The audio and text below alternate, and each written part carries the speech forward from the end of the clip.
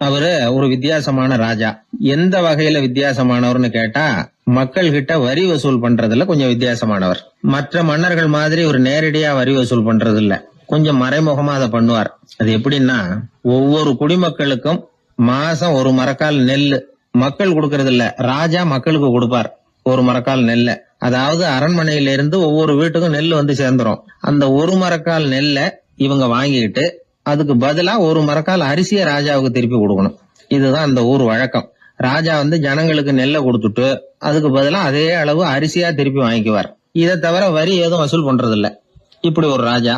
இது மேம்போக்கா பாக்குறதுக்கு ஏதோ சாதாரணமா தெரிஞ்சாலும் குடிமக்கள் ரொம்பவும் கஷ்டப்பட்டாங்க. ராஜா கொடுக்கற நெல்லையும் அரிசியாக்கணும், அதோட இன்னும் ஒரு பாதி அரிசி அவங்க சேர்த்தும் கொடுத்தாகணும். மக்கள் வந்து ராஜாவை திட்ட ஆரம்பிச்சுட்டாங்க. இந்த ராஜா எப்ப சாவார் அப்படின்னு எதிர்பார்க்க ஆரம்பிச்சுட்டாங்க. ஏன்னா ரொம்ப கஷ்டப்படுத்துறாரு அப்படின்னு. பல பேர் அந்த ஊர்ல வீட்டை காலி பண்ணிவிட்டு வெளி தேசத்துக்கு போயிட்டாங்க. இங்க காலம் தள்ளுறது ரொம்ப கஷ்டம்னு. மக்கள் எதிர்பார்த்தது மாதிரியே நடந்தது. அந்த மன்னன் நோய் வந்து படுத்த படுக்கை ஆயிட்டான். ராஜா அப்படி சாக கிடக்குறாருன்னு தெரிஞ்சும் மக்கள் யாருமே வந்து பாக்கல. எப்படி பாப்பாங்க? அவர் தான் எப்ப போவாருன்னு பாத்துக்கிட்டு இருக்கிறாங்களே. என்னை ஏன் யாருமே வந்து பார்க்க மாட்டேங்கிறாங்க நம்ம குடிமக்கள்ல அப்படின்னு மந்திரி கிட்ட கேட்டார் ராஜா. நம்ம ஊர்ல மக்கள் எங்க இருக்காங்க பாக்குறதுக்குன்னாரு அவரு. ஏன் என்னாச்சு அவங்களுக்குன்னு கேட்டார். அமைச்சர் அப்பதான் அரசனுக்கு அவன் பண்ணின தவறை வந்து சுட்டி காட்டினார். மக்களுக்கு இழைத்த கொடுமையை எடுத்து சொல்லி புரிய வச்சார். அதுக்கப்புறம் தான் மன்னருக்கு ஞானோதயம் வந்தது. செய்த பாவங்களை எண்ணி வருத்தப்பட்டான். மெதுவா அமைச்சர் பக்கம் திரும்பி, எங்க என் புள்ளன்னு கேட்டான். அவர் எங்கேயாவது ஊர் சுத்திக்கிட்டு இருப்பார், சூதாட்ட விடுதிகள்ல கிடப்பார் அப்படின்னாரு அமைச்சர். அவன் எங்க இருந்தாலும் உடனே அழைச்சிட்டு வாங்கன்னு உத்தரவு போட்டார் ராஜா. அடுத்த நாளே இளவரசனை கொண்டாந்து நிறுத்தினாங்க. தந்தையே, என்ன செய்யணும்னா சொல்லுங்க அப்படின்னு கேட்டான் இளவரசன். அவர் சொன்னார், மகனே, மக்களுக்கு வந்து நான் பொல்லாதவன் ஆயிட்டேன், அவங்க எல்லாம் என்ன நல்லவன்னு சொல்லணும். அப்படி அவங்கள சொல்ல வைக்க வேண்டியது உன்னோட பொறுப்புன்னார். தந்தையே, நீங்க வந்து கவலைப்படாதீங்க, உங்களை ரொம்ப ரொம்ப நல்லவர்னு மக்கள் சொல்லும்படியாக நான் செய்யறேன் அப்படின்னா பையன். அதுக்கப்புறம் கொஞ்ச நாள்ல பையன் பட்டத்துக்கு வந்தான். அவன் என்ன பண்ணான், வரி வசூல் பண்ற முறையில ஒரு மாற்றத்தை உண்டு பண்ணான். என்ன மாற்றம் பண்ணனான்னா, ஒவ்வொரு வீட்டுக்கும் ஒரு மரக்கால் உமிய கொடுக்கறது, அதுக்கு பதிலா ஒரு மரக்கால் அரிசியை வாங்கிக்கிறது. அப்பா என்ன பண்ணாரு, நெல்லை கொடுத்துட்டு அரிசியா வாங்கினார். இவன் மகன் வந்து உமிய கொடுத்துட்டு அரிசியா வாங்கினான். கொஞ்ச காலம் ஆச்சு. ஒரு நாள் மந்திரியை கூப்பிட்டு கேட்டான், அமைச்சரே, நம்ம ஊர் மக்கள் என்ன பேசிக்கிறாங்க அப்படின்னு. உங்க அப்பா ரொம்ப நல்லவன்னு பேசிக்கிறாங்க அப்படின்னாரு அமைச்சர். எப்படி இருக்கு பாருங்க, இவன் பண்ற கொடுமையில அப்பங்கார ரொம்ப நல்லவன் ஆயிட்டான். அதாவது இளவரசனை விட பழைய மன்னரே ரொம்ப நல்லவர், ரொம்ப பாதி கஷ்டம் தான் இது முழு கஷ்டம்ங்கிறது மாதிரி ஆயிட்டுது. எப்படியோ அப்பாவுக்கு கொடுத்த வாக்க புள்ள காப்பாத்தி விட்டான். அதாவது மன்னர் ரொம்ப நல்லவர்னு சொல்ல வைக்கிறேன்னு தானே சொன்னான், அதே மாதிரி சொல்ல வச்சுட்டான். இந்த காலத்துல இது மாதிரி அப்பாவுக்கு உதவுற பிள்ளைகள் உண்டு. ஒரு பிள்ளையாண்டான்னு சொன்னான், நான் எங்க அப்பாவுக்கு ரொம்ப ரொம்ப உதவியா இருக்கிறேன் அப்படின்னா. அப்படியா, உங்க அப்பாவுக்கு ரொம்ப உதவியா இருக்கிறியா அப்படின்னா, உங்க அப்பா என்ன செஞ்சுட்டு இருக்காருன்னு கேட்டேன். சும்மாதான் இருக்கிறார் அப்படின்னா அவன். சும்மா இருக்கிறதுக்கு இவன் உதவியா இருக்கிறானா? இப்படி இருக்கிறாங்க. அதாவது நல்லவன் அப்படின்னு பேர் வாங்குறது ரொம்ப கஷ்டம். அதை வந்து எந்த வகையில வாங்கணும்னு முடிவு பண்றதுதான் முக்கியம். அதனால வாழ்க்கையில நாம வந்து மன்னரா இருந்தாலும் சரி, சாதாரண மக்களா இருந்தாலும் சரி, நல்லவன் அப்படிங்கிற பேர் வாங்குறது ரொம்ப முக்கியம். அப்படி நல்லவன்கிற பேர் வாங்கிட்டா வாழ்க்கை ரொம்ப சுலபமா அமையும்.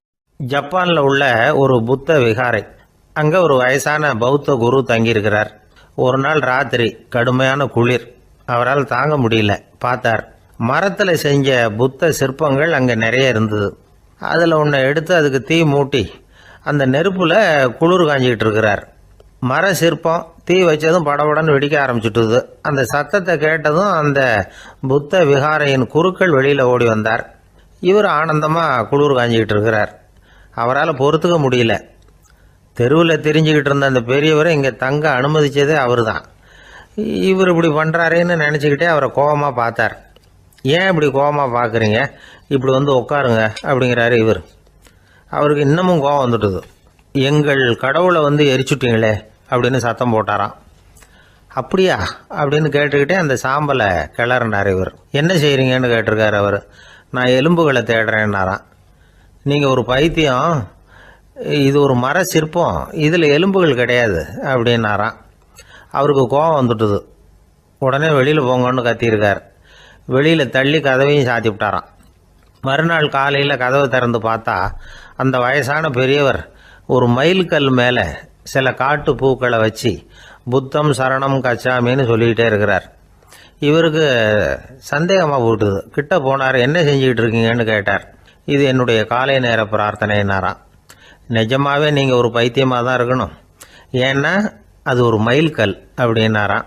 இப்போ அந்த பெரியவர் சொன்னாராம், நீங்கள் ஒரு மரத்தை புத்தராக நினைக்கும் பொழுது நான் ஏன் ஒரு மைல்கல்ல புத்தராக நினைக்கக்கூடாது? நான் புத்தரை எரிக்கலாம், ஏன்னா அவரை நான் நேசிக்கிறேன். அந்த சிற்பம் மரத்தால் ஆனதுங்கிறது எனக்கு தெரியும். நான் ஒரு மைல்கல்லை தொழலாம், ஏன்னா அது எனது பூக்களை தாங்குது. நான் இந்த மைல்கல்லுக்குள்ளே மறைஞ்சிருக்கிற புத்தரை பார்க்கிறேன். யாராவது ஒரு சிற்பி இதை சிலையாக்கினாதான் நீங்கள் புத்தரை பார்க்க முடியும். அன்னைக்கு ரொம்ப குளிராக இருந்தது. நான் எனக்குள்ளே இருக்கிற புத்தரையும் பாதுகாக்கணும். உள்ளே இருக்கிற புத்தரை காப்பாற்றுறதுக்காக வெளியில் உள்ள புத்தரை எரிக்கலாம், அதில் ஒன்றும் தப்பு இல்லை. அது அவருடைய போதனையிலேயே இருக்குது. உனக்குள் ஜோதியாக இரு அப்படிங்கிறது அவருடைய போதனை. என்னுடைய புத்தர் குளிரில் நடுங்கிட்டு இருந்தார். அந்த மர சிற்பங்கள் வெயில் மழையில் உணர்ச்சி இல்லாமல் இருந்தது, அதனால் அப்படி பண்ணினேன். ஆனால் நீங்கள் என்ன பண்ணீங்க? நான் ஒரு மர புத்தரை எரிச்சதுக்காக உயிருள்ள புத்தரை வெளியில் தள்ளி கதவை சாத்தினீங்க அப்படின்னாராம் அந்த பெரியவர். உண்மையான பக்திங்கிறது இதுதான். அதாவது உனக்குள் ஜோதியாக இரு அப்படின்னு புத்தர் சொன்னார் இல்லையா, அது மாதிரி தனக்குள் ஜோதியாக இருக்கிற இந்த காலத்து ஆசாமிகள் நிறைய பேர் உண்டு. எப்பவும் போதையிலேயே இருக்கிறவங்க. ஒரு நாள் நடு ராத்திரி ஒரு மது கடையில் ஒரு ஆள் அங்குள்ள சிப்பந்திகள் கிட்ட கேட்டுக்கிட்டு இருக்கிறான். மறுபடியும் இந்த கடை எப்போ திறப்பாங்கன்னு கேட்டானா. நாளைக்கு காலையில் 8 மணிக்கு திறப்பாங்க அப்படின்னு நானா அங்கே இருந்த ஆள். அவன் திருப்பி திருப்பி அதையே கேட்டுக்கிட்டு இருக்கான். இவனுக்கு பதில் சொல்லி சொல்லி அழுத்து போச்சு. அதான் சொல்கிறேன் ஐயா, நாளைக்கு காலையில் வா அப்படின்னாங்களாம். அதுக்கு இவன், நான் வர்றதுக்காக கேட்கலையா, நேத்திக்கு வந்தவன் உள்ளேயே மாட்டிக்கிட்டேன், வெளியில் போகிறதுக்காக கேட்டேன் அப்படின்னா. என்னுடைய நண்பர் ஒருத்தர், அவர் விரல்ல நகமே இருக்காது. என்ன காரணம்னு நினைக்கிறீங்க? எல்லாத்தையும் அவரே கடிச்சு துப்பிடுவார். அப்படி ஒரு பழக்கம். சின்ன குழந்தைகள் நகம் கடிக்குது, விரல் சூப்புது. இதுக்கு என்ன காரணம் தெரியுமா? குழந்தைகள் மனசுல ஏற்படக்கூடிய ஒருவித பாதுகாப்பின்மை, இன்செக்யூரிட்டி, அல்லது தான் சரியா கவனிக்கப்படல அப்படிங்கிற எண்ணத்தோட வெளிப்பாடு தான் அது அப்படிங்கிறாங்க டாக்டர்கள். சில இடங்கள்ல 2வது குழந்தை பிறந்த உடனே பெரியவர்கள் கவனம் முதல் குழந்தைகிட்ட இருந்து கொஞ்சம் விலகி 2வது குழந்தைகிட்ட போயிடும். அந்த சமயத்துல முதல் குழந்தைக்கு இந்த பழக்கம் ஏற்படுறதுக்கு வாய்ப்பு உண்டா. சில குடும்பங்கள்ல கணவன் மனைவி 2 பேருமே வேலைக்கு போறவங்களா இருப்பாங்க. குழந்தை ரொம்ப நேரத்துக்கு பெத்தவங்களை பிரிஞ்சு இருக்க வேண்டிய சூழ்நிலை இருக்கும். குழந்தை ஒரு பாதுகாப்பின்மையை உணர ஆரம்பிக்கும். இந்த பழக்கம் வந்துடும். அதனால ஒரு குழந்தைக்கு தான் ஒதுக்கப்படுறோம் அப்படிங்கிற நினைப்பு வராம பாத்துக்கணும். வளர்ந்த குழந்தைகளும் நகம் கடிக்கும். வயசானவங்க கிட்டையும் இந்த பழக்கம் இருக்கும். இது ஒரு மனச்சிதைவின் வெளிப்பாடு அப்படிங்கிறாங்க மனநல நிபுணர்கள். அம்மா அப்பா திட்டினாலும் சரி, அல்லது ஆசிரியர் திட்டினாலும் சரி, இந்த பழக்கம் வந்துடும். நாம தவறு பண்ணிட்டோம் அப்படிங்கிற நினைப்பு வர்ற சமயம் நகம் கடிக்க ஆரம்பிச்சிருவோம். ஏதோ ஒண்ணு அடையணும் அப்படின்னு நினைக்கிறோம், அதை அடைய முடியல. இப்படி ஒரு ஏக்கம் வர்ற சமயத்திலேயும் சில பேர் நகத்தை கடிக்க ஆரம்பிச்சிருவாங்க. ஒரு பெரிய அதிகாரி, தனியார் நிறுவனத்துல வேலை பார்க்கிறவரு, அவரு டென்ஷன் ஆயிட்டாருன்னா உடனே அறைக்கு அதை சாத்தி விடுவாங்களாம். அவரே சாத்திக்குவாராம். அப்படி சாத்திக்கிட்டு உள்ள எதையாவது வெறிச்சு பார்த்துக்கிட்டே நகத்தை கடிக்க ஆரம்பிச்சிருவாராம். இந்த பழக்கம் உலகம் பூரா உண்டு. நகம் கடிக்கிறவங்களை அந்த பழக்கத்திலிருந்து மீட்கிறதுக்கு என்ன வழி அப்படின்னு லண்டன்ல உள்ள அழகியல் நிறுவன நிபுணர்கள் யோசனை பண்ணி பார்த்துருக்குறாங்க. சில ஆய்வுகள் பண்ணி பார்த்தாங்களாம். அவங்க என்ன பண்ணாங்க தெரியுமா? நகம் கடிக்கிற பழக்கம் உள்ளவங்களை எல்லாம் தேடி பிடிச்சாங்க. அவங்களையெல்லாம் 3 பிரிவா பிரிச்சுக்கிட்டாங்க. ஒரு பிரிவு கிட்ட என்ன சொன்னாங்கன்னா, உங்களுக்கு நகத்தை கடிக்கணுங்கிற நினைப்பு வர்றப்போலாம் டைரி எழுத ஆரம்பிச்சிருங்க அப்படின்னாங்களாம். இன்னொரு பிரிவு கிட்ட, உங்களுக்கு அந்த நினைப்பு வர்றப்போலாம் உங்க நகத்துக்கு வண்ணம் பூச ஆரம்பிச்சிருங்க, அழகுபடுத்த ஆரம்பிச்சிருங்க, நெயில் பாலிஷ் போடுறாங்களே அது மாதிரி. அப்படி ஒரு யோசனை சொல்லியிருக்காங்க. 3வது குழுவினர்கிட்ட, உங்களுக்கு நகத்தை கடிக்கணுங்கிற எண்ணம் வர்றப்போலாம் விரல்களை இறுக்கமா மூடி வச்சுக்கிட்டு வேற விஷயங்கள்ல கவனம் செலுத்துங்க அப்படின்னு சொன்னாங்களாம். இப்படி 3 வித முயற்சி பண்ணி பார்த்ததுல கடைசியா அவங்க என்ன கண்டுபிடிச்சாங்க தெரியுமா? 3வது குழு செஞ்சதுல நல்ல பலன் கிடைச்சதாம். அதாவது நகம் தெரியாதபடிக்கு விரலை இறுக மூடிக்கிட்டு வச்சுக்கிட்டோம்னா அந்த பழக்கம் மாறுதான். அப்படி இருந்தவங்க கிட்ட இந்த நகம் கடிக்கிற பழக்கம் மெதுவா குறைஞ்சு போச்சான். அதனால நகம் கடிக்கிற பழக்கம் உள்ளவங்க இதை முயற்சி பண்ணி பார்க்கலாம். ஒரு ஆள் இருந்தார், அவருக்கு எப்ப பார்த்தாலும் நகத்தை கடிச்சிக்கிட்டே இருக்கணும், அப்படி ஒரு பழக்கம். அதனால அவர் விரல்ல எப்பவும் நகை இருக்கிறது இல்ல. விரல் இருக்கிறதே பெரிய ஆச்சரியம். அவருக்கு திடீர்னு உடம்புல அரிப்பு, சொரிஞ்சிக்க முடியல, அரிப்பும் நிக்கல. ஒரு வாரம் தொடர்ந்து கஷ்டப்பட்டார். கடைசியா ஒரு டாக்டர் கிட்ட ஒன்னார். அவர் எல்லாத்தையும் விவரமா கேட்டுக்கிட்டு கடைசியா கொஞ்சம் மாத்திரை கொடுத்து வேலைக்கு ஒண்ணு சாப்பிடு அப்படின்னாராம். இந்த மாத்திரை எதுக்கு டாக்டர்? அரிப்பு நிக்கிறதுக்கா அப்படின்னாராம். இல்ல நகம் வளர்றதுக்காக அப்படின்னாராம் இந்த டாக்டர். ஒருத்தர் ரொம்ப அவசரமா வந்தார். சார், மனுஷன் நிம்மதியா இருக்கிறதுக்கு என்ன வழின்னு கேட்டார். சீக்கிரமா ஒரு கல்யாணத்தை பண்ணீங்க, எல்லாம் சரியா போடும் அப்படின்னோம். அவர் ஒரு மாதிரியா பார்த்தார்.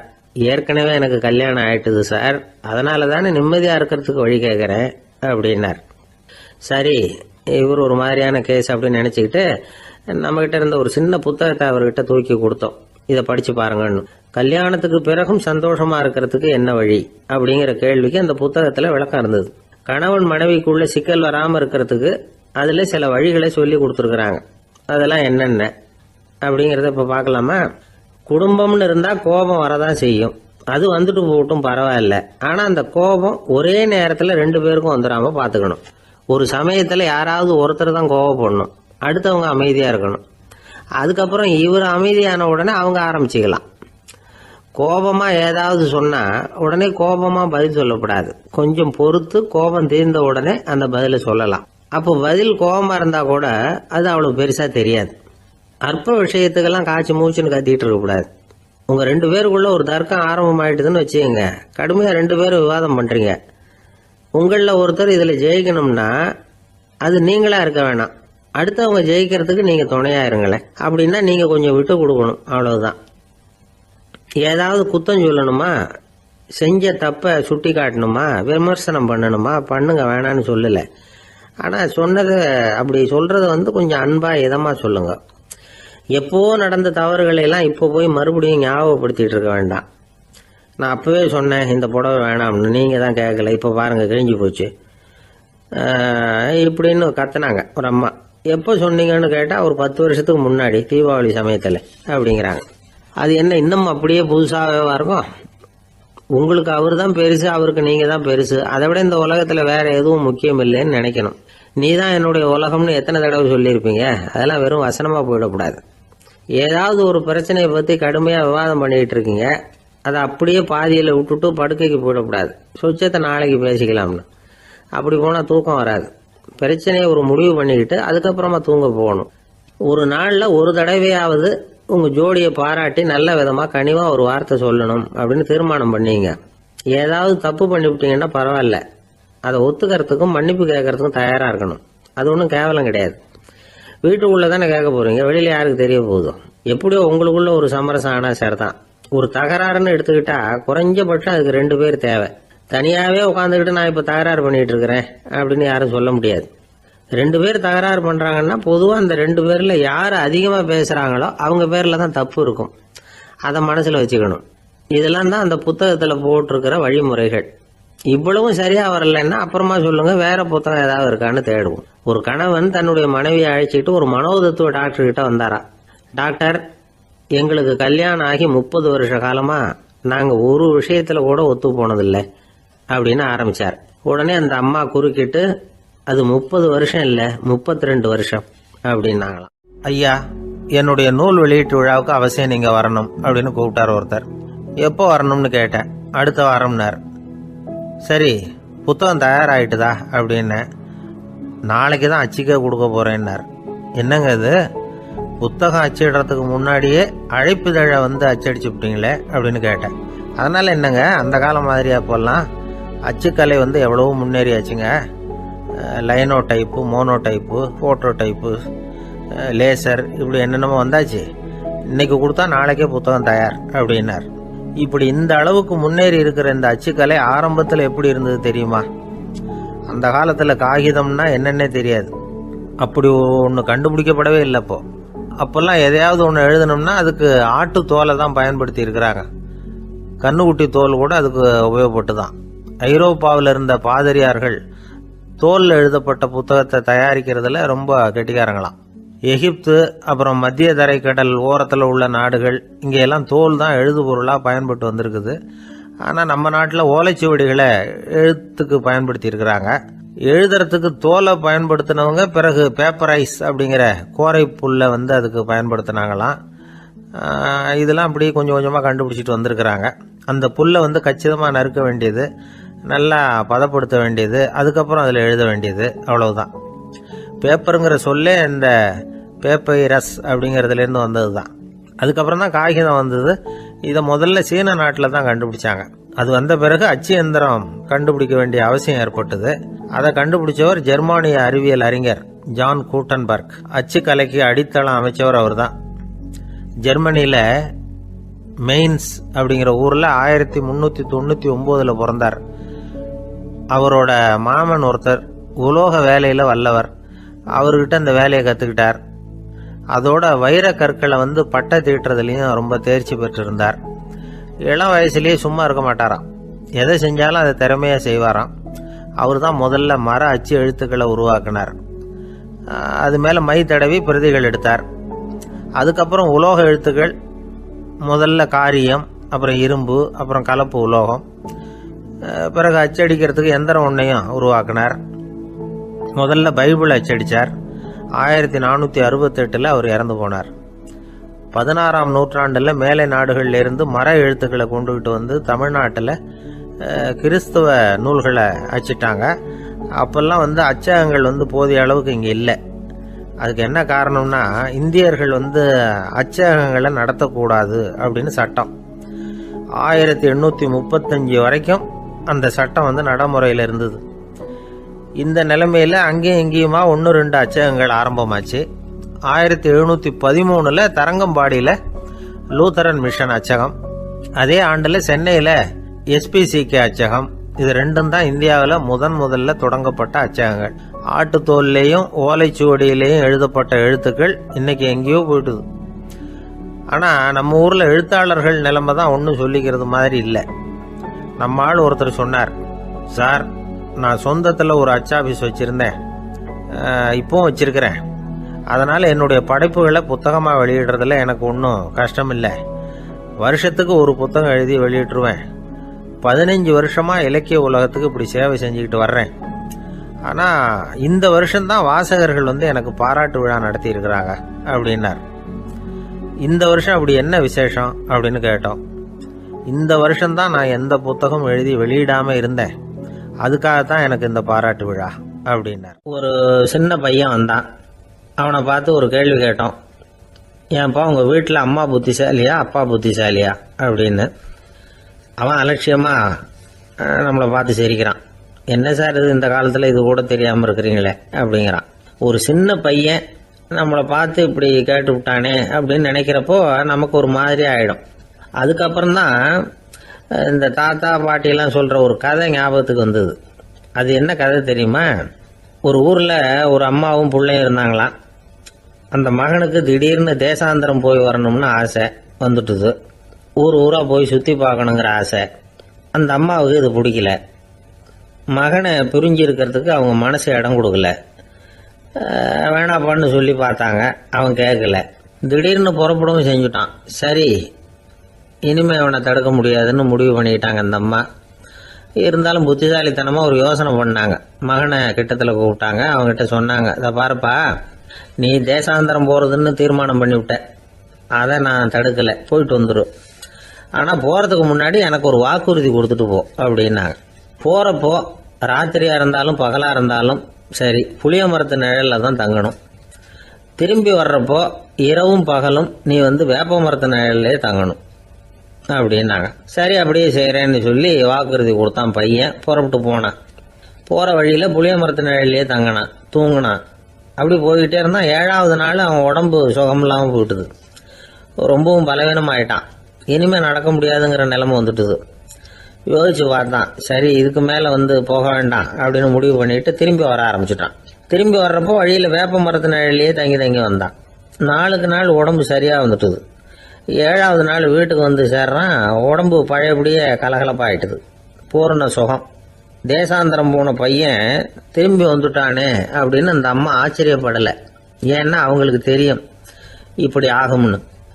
பையன் சீக்கிரமாக திரும்பி வரணுங்கிறதுக்காக தான் அவங்க அந்த யோசனையை சொன்னாங்க. என்ன விஷயம்ங்கிறதையும் அவங்களே சொன்னாங்க. மகனே, புளிய மரத்து நிழல் உடம்புக்கு உஷ்ணத்தை கொடுக்கும், சீக்க உண்டாக்கும். அதனால நீ தொடர்ந்து புளிய மரத்து நிழலில் தங்கினாவே நோய்க்கு ஆளாயிட்ட. அதனால நல்ல பயணத்தை முடிச்சுக்கிட்டு திரும்பி வரணுங்கிற முடிவுக்கு வந்துட்ட. திரும்பி வர்றப்போ நீ தங்கினது வேப்ப மரத்து நிழல். அது உடம்புக்கு குளிர்ச்சியை தரக்கூடியது, நோயை தீர்க்கக்கூடியது. அதனால சுகமாக வீட்டுக்கு சேர்ந்துட்ட. உன்னோட தேசாந்திர பயணத்தை தடுக்கிறதுக்காக தான் இப்படி பண்ணினேன் அப்படின்னாங்களாம் அந்த அம்மா. பார்த்தீங்களா அம்மாவோட புத்திசாலித்தனத்தை? அப்பாவா இருந்தால் இப்படியா பண்ணுவார்? ஒரு அப்பா பையன்கிட்ட 10 ரூபா கொடுத்து இதை எடுத்துக்கிட்டு அடுத்த ஊருக்கு போய் அங்கே இருக்கிற மாமா கிட்ட இதை கொடுத்துட்டு வாடா, வழியில் எங்கேயாவது மரத்தடியில் படுத்து தூங்கி விடாதே அப்படின்னு எச்சரிக்கை பண்ணி அனுப்புனாராம். பையனுக்கு எச்சரிக்கையாக வாழறது எப்படிங்கிறத கற்றுக் கொடுக்கறதுக்காக இப்படி பண்ணார். அவன் பணத்தை வாங்கிக்கிட்டு போனான். அப்பா சொன்னதை மறந்துட்டு ஒரு மரத்தடியில் படுத்து தூங்கிட்டான். அவனுக்கு தெரியாமல் அவன் பின்னாடியே போன அப்பா அவன் கையில் இருந்த அந்த 10 ரூபாயை நைஸாக எடுத்துகிட்டு வந்துட்டார். அவன் பையில தானே வச்சுருந்தான், அது தெரியாமல் எடுத்துகிட்டு வந்துட்டார். அவன் தூங்கிக்கிட்டு இருக்கான். எடுத்துகிட்டு ஒரு மறுபடியும் வீட்டுக்கு வந்துட்டார். பையன் முழிச்சுக்கிட்டு பையை தடவி பார்க்குறான், பணத்தை காணும். அழுதுகிட்டே திரும்பி வந்தான். அப்பா கிட்ட விஷயத்த சொன்னான். அப்பா சிரிச்சுக்கிட்டே சொன்னார், அதுக்கு தான்ப்பா ஆரம்பத்திலேயே எச்சரிக்கை பண்ணினேன், இனிமேலாவது நீ ஜாக்கிரதையாக இருக்கணும் அப்படிங்கிறதுக்காக தான் இப்படி பண்ணினேன்.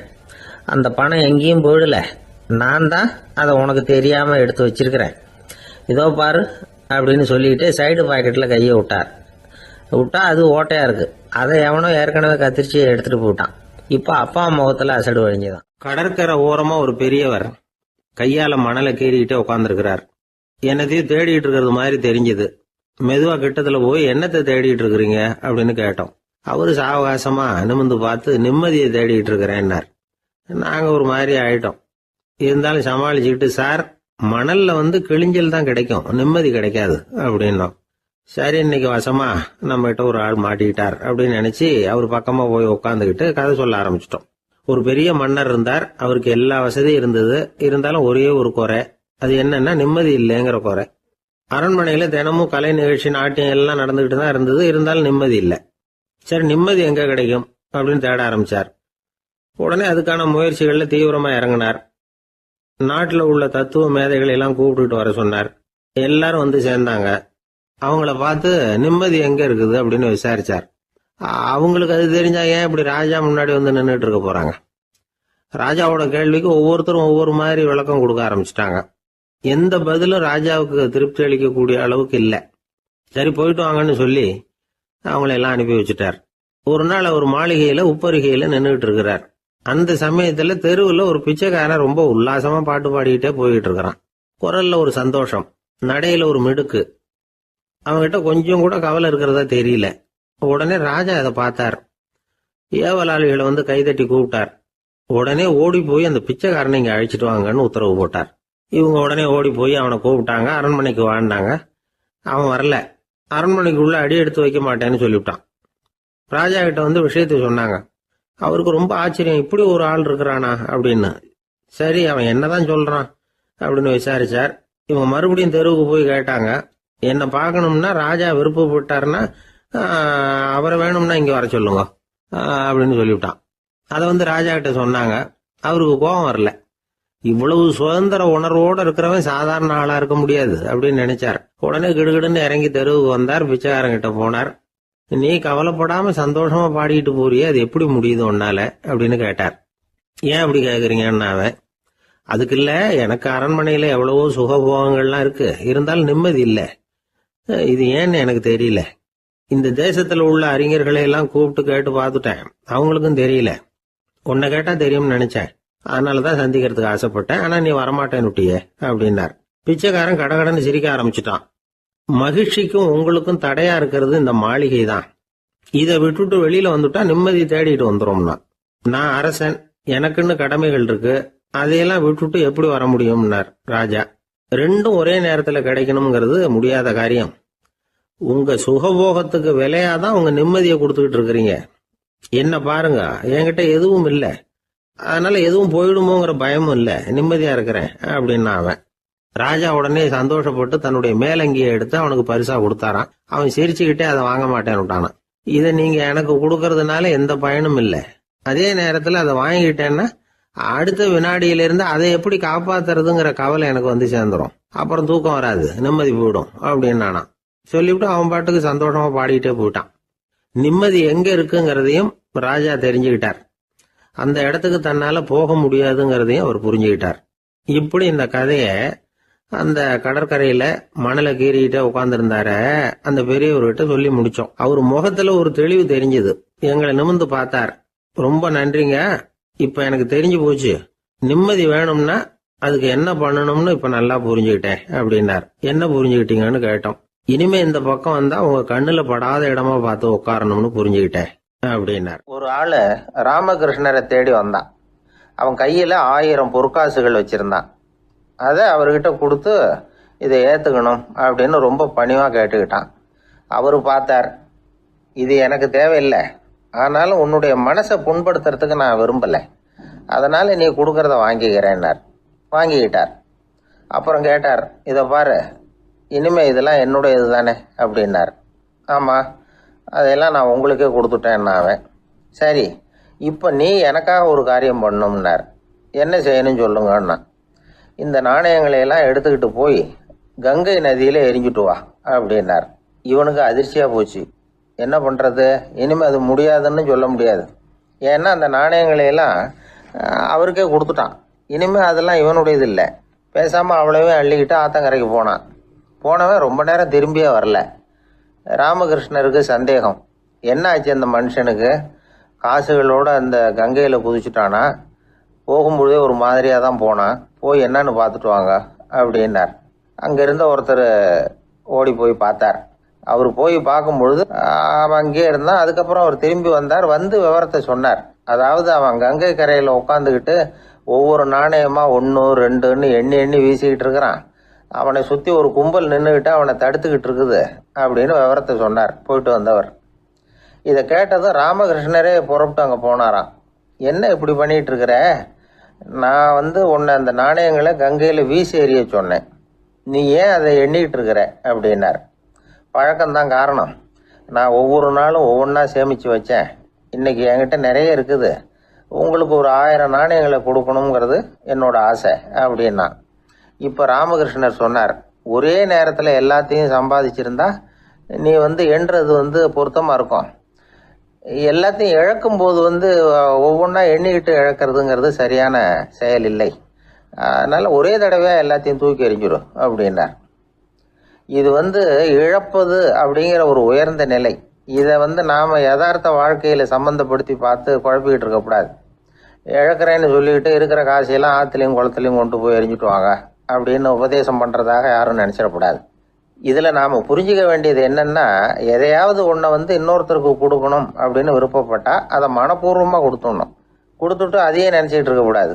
நம்மால் ஒருத்தர் ஒரு 100 ரூபா நோட்டை தன்னுடைய நண்பர் ஒருத்தர்கிட்ட கொடுத்து, இது உனக்கு தான் வச்சுக்கோ அப்படின்னார். அவர் பார்த்தார், இது இனிமேல் எனக்கு தானே சொந்தம் அப்படின்னார். ஆமான்னார் அவர். அப்படின்னா எனக்காக நீ ஒரு உதவி செய்யணும்னார். சொல்லுங்கள் செய்கிறேன்னார் அவர். இந்த 100 ரூபா நோட்டை தீ வச்சு கொளுத்தி விடுனார். இவர் அதிர்ச்சியாகி அவரை பார்த்தார். இப்போ அவர் சொன்னார், நீ எனக்கு அன்பாக கொடுத்தது இது, இந்த நோட்டு கள்ள நோட்டுங்கிறது எனக்கு முன்னாடியே தெரியும், சீக்கிரம் கொளுத்தி விடு, அதுதான் நம்ம 2 பேருக்குமே நல்லது அப்படின்னாராம் அவர். ராமகிருஷ்ணர் வாழ்ந்த காலத்தில் நடந்த ஒரு நிகழ்ச்சி இது. அப்போ ஒரு ஓவியர் இருந்தாராம். அவருக்கு ஒரு ஆசை, ராமகிருஷ்ணர் படத்தை வரையணும், அதை அவர்கிட்டயே கொண்டுட்டு போய் காட்டி அபிப்பிராயம் கேட்கணும். இதுதான் அந்த ஓவியரின் ஆசை. உடனே ராமகிருஷ்ணர் படத்தை வரைஞ்சி முடித்தார். அதை எடுத்துக்கிட்டு போனார். இவர் போன சமயம் அங்கே ராமகிருஷ்ணர் சீடர்களோடு உட்காந்துருக்கிறார். விவேகானந்தர் அங்கே இருக்கிறார். இந்த ஓவியர் கொண்டுகிட்டு போய் தான் வரைந்த ஓவியத்தை அவர்கிட்ட காட்டினார். ராமகிருஷ்ண பரமஹம்சரின் ஓவியத்தை ராமகிருஷ்ணர்கிட்டயே காட்டுறார். ராமகிருஷ்ணர் என்ன பண்ணார் தெரியுமா, அந்த படத்தை பார்த்தார். உடனே அது காலை தொட்டார். குருதேவருடைய இந்த செயல் சீடர்களுக்கு ரொம்ப வியப்பை உண்டு பண்ணிச்சு. சில பேர் மனசுக்குள்ளேயே ரொம்ப குழம்பி போக ஆரம்பிச்சிட்டாங்க, என்ன இப்படி பண்ணுறாருன்னு. என்ன இது அவரோட படம், அவரே அவரோட படத்தின் காலை தொடுறார் அப்படின்னு யோசிச்சாங்க. சில பேர் ஒன்றும் புரியாமல் ஒருத்தர் பார்த்து சிரிச்சுக்கிட்டாங்க. அந்த இடத்துல சீடர்கள் மட்டும் இல்லை, சீடர் அல்லாத பல பேர் இருந்தாங்க. தன்னுடைய காலை தானே தொடர இவருடைய செயல் பற்றி என்ன நினைக்கிறது அப்படின்னு அவங்களும் குழம்பி போய் நிற்கிறாங்க. அந்த படத்தை வரைஞ்சி அவர்கிட்ட காட்டின அந்த ஓவியருக்கும் அதிர்ச்சி. இருந்தாலும் அவர் சீடர் கிடையாது. அதனால் கொஞ்சம் துணிச்சலை வர வச்சுக்கிட்டு கேட்டார், என்னங்க இது, என்னால் என்னுடைய கண்களையே நம்ப முடியல. இது உங்கள் சொந்த உருவப்படம், நீங்கள் உங்கள் சொந்த கால்களையே தொடுறீங்க, இது எங்களுக்கு கொஞ்சம் சங்கடமாக இருக்குதே அப்படின்னார். ராமகிருஷ்ணரின் கண்களில் ஆனந்த கண்ணீர் வழிஞ்சுதான். அவர் சொன்னாராம், இது என்னோட படம்ங்கிறது எனக்கு தெரியும், ஆனால் இது என்னோட படம்ங்கிறதுனால நான் இதோட காலை தொடலை. நீ என்னுடைய சமாதி நிலையை இந்த படத்தில் படம் பிடிச்சி காட்டியிருக்கிற, அதனால் அதோட காலை தொடறேன். சமாதி நிலையில் யார் இருந்தாலும், அது என்னுடைய படமாக இருந்தாலும் சரி அல்லது வேற யாருடைய படமாக இருந்தாலும் சரி, படம் யாருதுங்கிறது முக்கியம் இல்லை. இதில் எது முக்கியம்னா அது தன்னை உணர்ந்த ஒரு உணர்நிலையின் படம். அப்படி இருக்கிறப்போ அதோட காலை நான் தொடணும். அதுக்கு நீங்கள் எல்லாரும் ஏன் சங்கடப்படுறீங்கன்னு எனக்கு தெரியல அப்படின்னாராம். இப்போ தான் அங்கே இருந்த சீடர்களுக்கும் மற்றவங்களுக்கும் விவரம் புரிஞ்சுதான். இதுக்கு முன்னாடி யாரும் செய்யாததை இவர் செஞ்சிருக்கிறார், ஆனால் அவருடைய காரணம் ரொம்ப நியாயமானது அப்படிங்கிறத உணர்ந்தாங்களாம். இதுவரைக்கும் ஆன்மீகத்தில் சமாதி நிலை, அதாவது தன்னை உணர்ந்த நிலை பற்றி புரிஞ்சுக்கிட்டோம். இல்லறத்தில் ஏற்படக்கூடிய சமாதி நிலை பற்றி உங்களுக்கு தெரியுமா? ஒரு அம்மா டாக்டர்கிட்ட வந்து சொன்னாங்களாம், டாக்டர், என் வீட்டுக்காரருக்கு உடம்புல ஏதோ கோளாறுன்னு நினைக்கிறேன், நான் எவ்வளவு நேரம் பேசினாலும் காதில் விழாத மாதிரி உட்கார்ந்துருக்கிறார் அப்படின்னு ஆகலாம். அதுக்கு அந்த டாக்டர் சொன்னாராம், அம்மா, அது உடம்பு கோளாறு இல்லை, அது ஒரு பெரிய திறமை அப்படின்னாராம். ஒரு கணவன் மனைவி எப்போ பார்த்தாலும் அவங்க ரெண்டு பேருக்கும் இடையில சண்டை வந்துக்கிட்டே இருந்தது. இதில் என்ன ஆச்சரியங்கிறீங்களா? நான் அதுக்காக சொல்ல வரல, இது வேற விஷயம். அதாவது சண்டை போடாமல் இருக்கிறதுக்கு வழி சொல்கிற தகவல் இது. நான் சொன்ன அந்த கணவன் மனைவி எப்படின்னா, கணவன் ஒரு வார்த்தை சொன்னால் மனைவி கிட்டேருந்து 2 வார்த்தை பதிலாக வரும். இதுக்கு கணவன்கிட்டேருந்து 4 வார்த்தை பதிலாக வரும். இப்படி வார்த்தைகள் பெருகி போய் கடைசியில் வம்பில் வந்து முடியும். அந்த அம்மா பொறுத்து பார்த்தாங்க, அவங்களால தாக்கு பிடிக்க முடியல. பக்கத்து வீட்லேயும் ஒரு கணவன் மனைவி இருந்தாங்க, அவங்களுக்குள்ள சண்டை வர்றதில்லை. அது எப்படி அவங்களால மட்டும் சண்டை போடாமல் இருக்க முடியுது அப்படின்னு இந்த அம்மாவுக்கு ஆச்சரியம். ஒரு நாள் நேராக பக்கத்து வீட்டு அம்மாக்கிட்டே போய், ஏம்மா, நீங்கள் எப்படி கணவனும் மனைவியும் சண்டை போட்டுக்காமல் இருக்கிறீங்க, அது எப்படி முடியுது உங்களால் அப்படின்னு கேட்டாங்க. அதுக்குன்னு ஒரு மருந்து இருக்குது, அதை சாப்பிட்டா சண்டை வராது அப்படின்னாங்க அவங்க. சரிங்க, அந்த மருந்தை அவர் சாப்பிட மாட்டேன்னு சொல்லிட்டா என்ன பண்ணுறது அப்படின்னு கேட்டிருக்கிறாங்க இவங்க. அந்த மருந்து அவருக்கு இல்லைம்மா, உனக்கு தான் அப்படின்னாங்களாம் அவங்க. அப்படியா, அப்படின்னா கொடுங்க, ரொம்ப நல்லதாக போச்சு.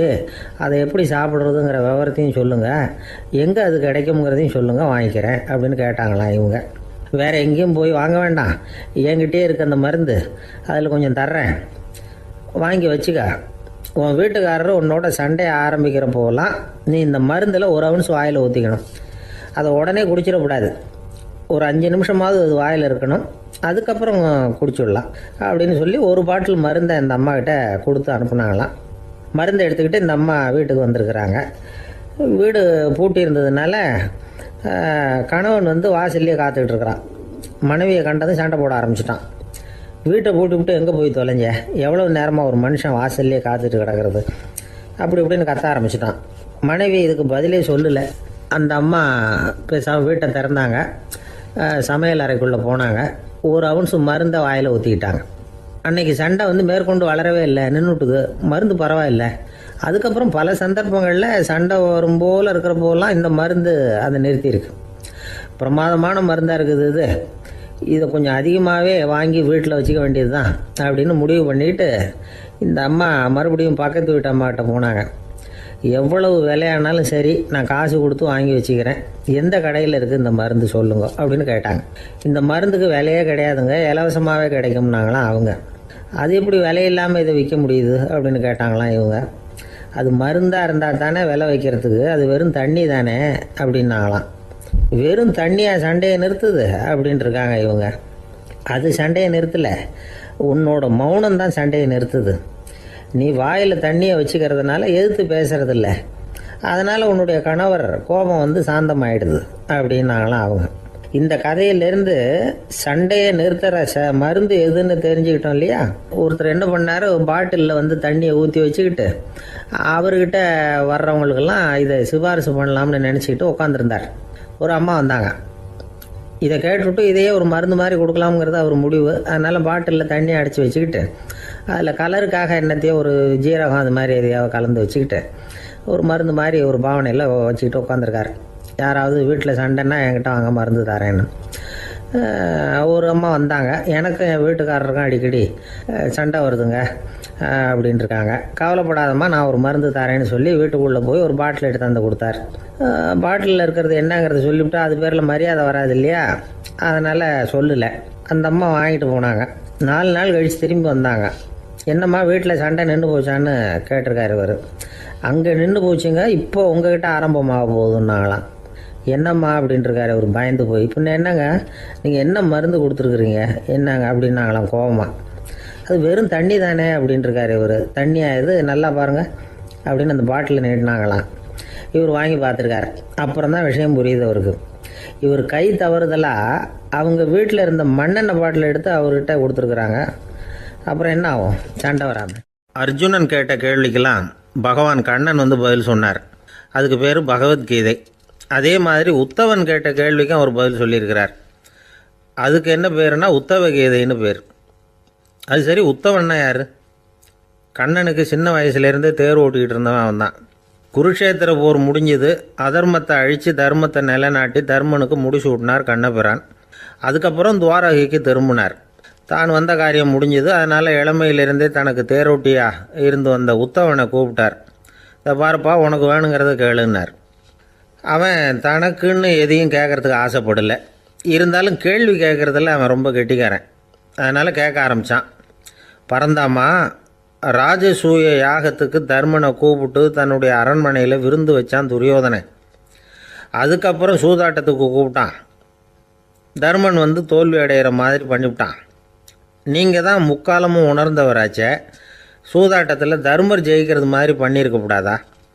அந்த பகடக்காயை உருட்டுறப்போ நீங்கள் எதிர்பார்த்தது விழற மாதிரி பண்ணியிருக்கலாமே. சரி, அதுதான் இல்லை.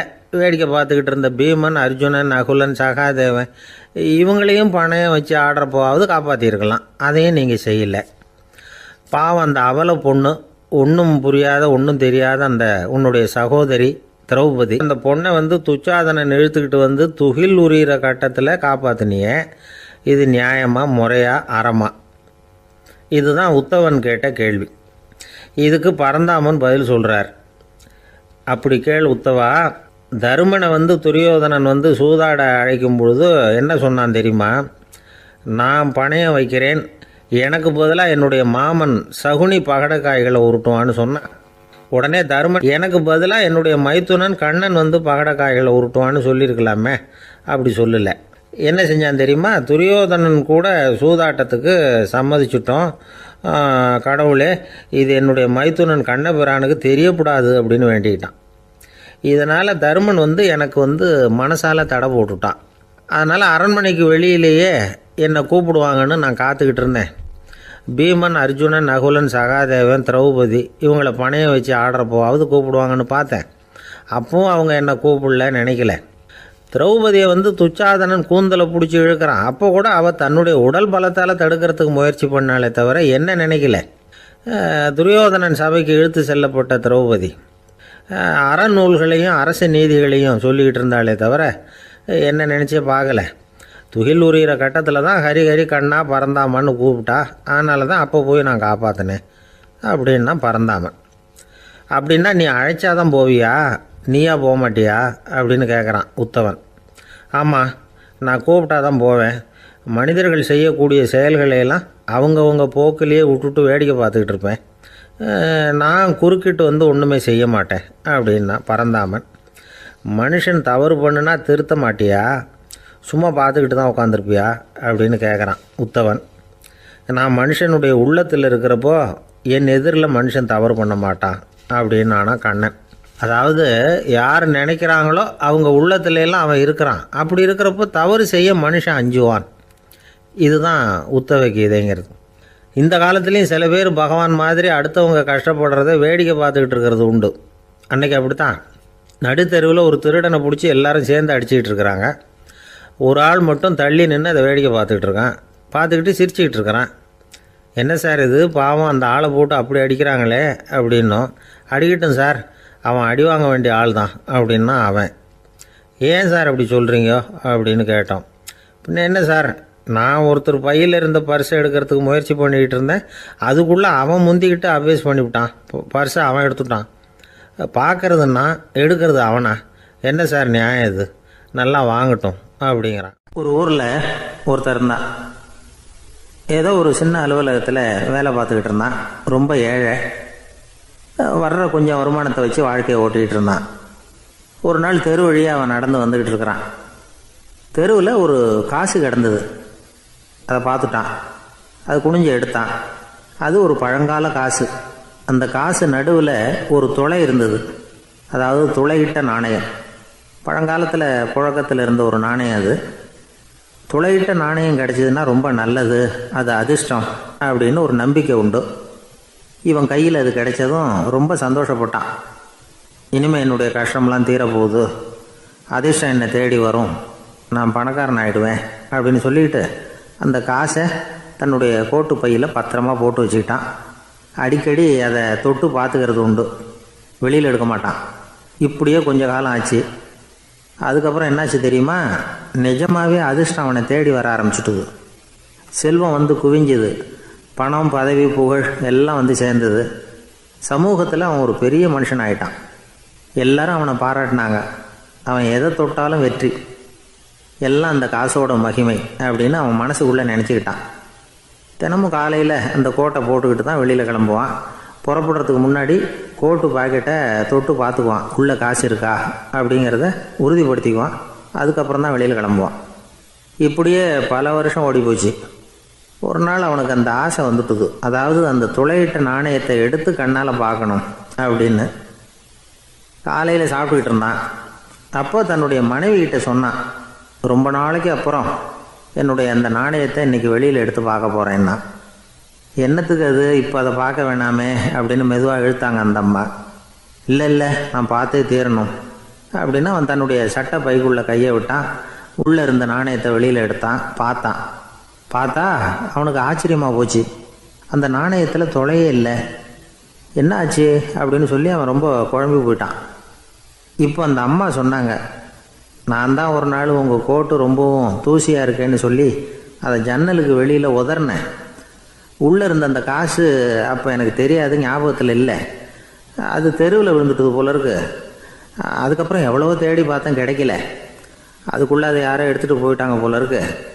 அது இல்லைங்கிறது உங்களுக்கு தெரிஞ்சால் வருத்தமாக இருக்குமேங்கிறதுக்காக நான் தான் வேற ஒரு நாணயத்தை எடுத்து சட்டை பைக்குள்ளே வச்சுட்டேன் அப்படின்னு விவரத்தை சொன்னாங்க அந்த அம்மா.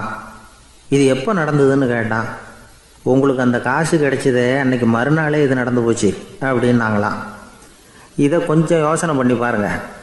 அவனுக்கு அதிர்ஷ்டத்தை கொடுத்தது அந்த நாணயம் இல்லை, அவனுடைய நம்பிக்கை, அதாவது தன்னம்பிக்கை. அதுதான் வேலை செஞ்சிருக்கு. இதிலிருந்து நாம் தெரிஞ்சுக்க வேண்டியது என்னென்னா, வாழ்க்கையில் முன்னேற நினைக்கிறவங்களுக்கு தன்னம்பிக்கை ரொம்ப முக்கியம். அது இல்லைன்னா முன்னேற முடியாது. ஒருத்தன் சொன்னானா, நான் எப்போவுமே என்ன தான் சார் நம்புவேன், மற்றவங்கள நம்ப மாட்டேன். நேற்றுக்கு பாருங்கள், திடீர்னு 10 பேர் என்னை அடிக்க வந்துட்டாங்க, நான் ஒருத்தனாகவே அதை சமாளித்தேன் அப்படின்றான் ரொம்ப பெருமையாக. அது எப்படின்னு கேட்டாங்களாம். ஒரே ஓட்டமாக அங்கேருந்து ஓடி வந்துட்டேன் அப்படின்னு. ரொம்ப நாளைக்கு முன்னாடி ஒரு நாள் கோவலன் நாடகம் நடந்தது. எங்கள் மதுரையில் நடந்தது. அதில் ஒரு முக்கியமான கட்டம். கண்ணகி கிட்ட சிலம்பை வாங்கிக்கிட்டு அதை விற்கிறதுக்காக மதுரை நகருக்கு புறப்படுறான் கோவலன். அந்த சமயத்தில் கண்ணகி பாடுற மாதிரி ஒரு நாடக பாடல். நாடக ஆசிரியர் எழுதினது. அது என்ன பாட்டுன்னா, மா பாவியோர் கூடி வாழும் மதுரைக்கு மன்னா போகாதீர் என்று அப்படின்னு ஆரம்பிக்கும் அந்த பாட்டு. இதுதான் அந்த பாட்டு. இதை கண்ணகி மேடையில் பாடின உடனே கூட்டத்தில் சலசலப்பு. நம்ம ஊர்லேயே நமக்கு முன்னாடியே நின்றுக்கிட்டு மா பாவியோர் கூடி வாழும் மதுரை அப்படின்னு சொல்கிறாங்களே, என்ன தைரியம் அப்படின்னு எல்லாம் குழப்பம் பண்ண ஆரம்பிச்சிட்டாங்க. மக்கள் சத்தம் போட ஆரம்பிச்சிட்டாங்க. எதிர்ப்பு குரல் அது பாட்டுக்கு வர அதிகமாக போட்டுது. கொண்டுக்கிட்டு வா அந்த நாடக ஆசிரியரை, எழுதுனது யார் அப்படின்னு ஒரே சத்தம், கூச்சல். வேறு வழி இல்லை. மெதுவாக மேடைக்கு வந்தார் அந்த நாடக ஆசிரியர். 4 பக்கத்திலிருந்தும் கேள்வி கணைகள்.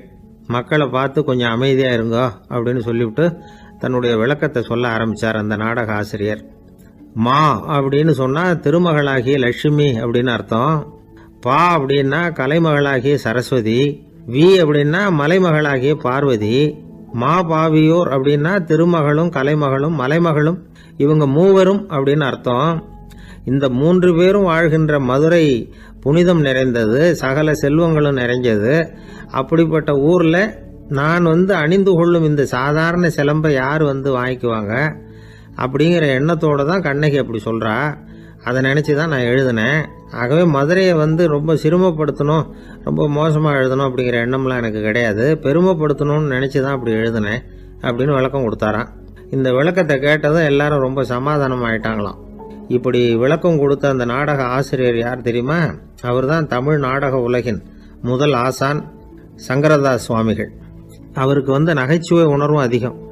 1920ஆம் ஆண்டு திருநெல்வேலியில் அவர் தங்கியிருக்கிறார் நாடகம் நடத்துறதுக்காக. அவர் தங்கியிருந்த வீட்டில் கொசு மூட்டை பூச்சி அதிகமாக இருந்திருக்கு. அவரால் தூங்கவே முடியல. அவர் அனுபவித்த தொல்லைகள் ஒரு பாட்டாக உருவாச்சு. வேடிக்கையாக ஒரு பாட்டு எழுதினாராம். மூட்டையும் கொசுவும் ஒரு வீட்டிலே மீட்டிங் போட்டால் முன்னே நிற்க யாரால் முடியும்? கொசு மோகன ராகம் போல சத்தம் போட்டு முன்னே நின்று செய்திடும் யுத்தம். இதை மறுநாள் நாடகத்தில் கோமாளி வேஷம் போட்ட ஒரு சிறுவனை விட்டு பாட வச்சிருக்காரு. எல்லாரும் சிரிச்சு ரசிச்சாங்களாம். சங்கரதாஸ் சுவாமிகள் கல்யாணமே பண்ணிக்கல, துறவி மாதிரியே வாழ்ந்திருக்கார். தமிழ் நாடக கலைக்கு தன்னையே அர்ப்பணம் பண்ணிக்கிட்டவர் அவர். 1922 நவம்பர் மாசத்துல ஒரு நாள் புதுச்சேரியில் அவர் வாழ்க்கை முடிஞ்சுது. அப்போ அவருக்கு வயசு 55. சங்கரதாஸ் சுவாமிகள் நாடக ஆசிரியர் மட்டும் இல்லை, மேடை நாடக இயக்குனர், தயாரிப்பாளர். அவரே ஒரு சிறந்த நடிகர். ஒரு தடவை சாவித்திரி நாடகத்தில் இவர் யமதர்மனா வேஷம் போட்டு நடிச்சிருக்கிறார். நாடகம் பார்த்துக்கிட்டு இருந்த கருவுற்ற ஒரு பெண்மணிக்கு பயத்தினால அங்கேயே குழந்தை பிறந்துட்டு தான். அந்த நிகழ்ச்சிக்கு அப்புறம் இவர் இந்த வேஷம் போடுறப்போலாம் ஜனங்களுக்கு முன்கூட்டியே எச்சரிக்கை கொடுக்க ஆரம்பிச்சிருவாராம். அதாவது அப்படி யாராவது பயப்படுறவங்க இருந்தால் கொஞ்சம் கண்ணை மூடிங்க அல்லது எழுந்திரிச்சு போடுங்கன்னு. நடிப்புன்னா அப்படி இல்லை இருக்கணும். இந்த காலத்தில் நடிகர் ஒருத்தர் சொன்னார், சார் நான் இந்த நாடகத்தில் நடிக்கிறப்போ முகத்தில் நவரசங்களையும் காட்டி நடித்தேன், உணர்ச்சிகளை எல்லாம் நல்லா காட்டி நடித்தேன். அப்படி இருந்து ஜனங்கள் கல் எடுத்து மேடையில் வீசிவிட்டாங்க சார் அப்படின்னார். நாடகத்தில் உங்களுக்கு என்ன வேஷம் அப்படின்னு கேட்டாங்க. அது செத்து கிடக்கிற பணமாக நடித்தேன் சார் அப்படின்னார். ஒரு தடவை கலைவாணர் NS கிருஷ்ணன் பேராசிரியர் கல்கியை சந்திச்சு பேசிக்கிட்டு இருந்தாராம். கலைவாணர் கல்கியை பார்த்து, எனக்கு கதை எழுத ஆசையா இருக்கு, எப்படி எழுதுறதுன்னு கேட்டாராம். கதை எழுதுறதுக்கு 4 மை வேணும்னாராம் கல்கி. அப்படியா, அப்படின்னா என்னென்ன கலர் மை அப்படின்னு கேட்டிருக்காரு கலைவாணர் சிரிச்சுக்கிட்டே. நான் சொன்னது கலர் மை இல்லை, அது வேற மை. அதாவது கதை எழுதுறதுக்கு தேவைப்படுகிற 4 மை எதுன்னா, 1 திறமை, 2 பேணாமை, 3வது தனிமை, 4வது பொறுமை அப்படின்னாராம். உடனே கலைவாணர், உங்க யோசனை அருமை அப்படின்னாராம். அதுதான் கலைவாணர். பொதுவா எழுத்தாளர்கள் எழுதுற மாதிரி நடந்துக்கிறது இல்ல. ஆனா கலைவாணர் என்ன சொல்லுவாரோ அதே மாதிரி நடந்துக்குவார். எல்லாருக்கும் எல்லாம் கிடைக்கணுங்கிற கருத்தை சினிமா படங்கள்ல வலியுறுத்துவார். அதே மாதிரி நடைமுறை வாழ்க்கையிலேயும் எல்லாருக்கும் எல்லாமும் கொடுப்பார். பணம், பதவி, புகழ் இப்படி எதுவுமே இல்லாத ஒரு சாதாரண மனுஷனா இருந்தா கூட இவர் மனுஷனுக்கு கொடுக்கற மரியாதையில கொஞ்சமும் குறைச்சல் இருக்காது. இந்த குணம் சாதாரணமா எல்லாருக்கும் இருக்கிறது இல்ல.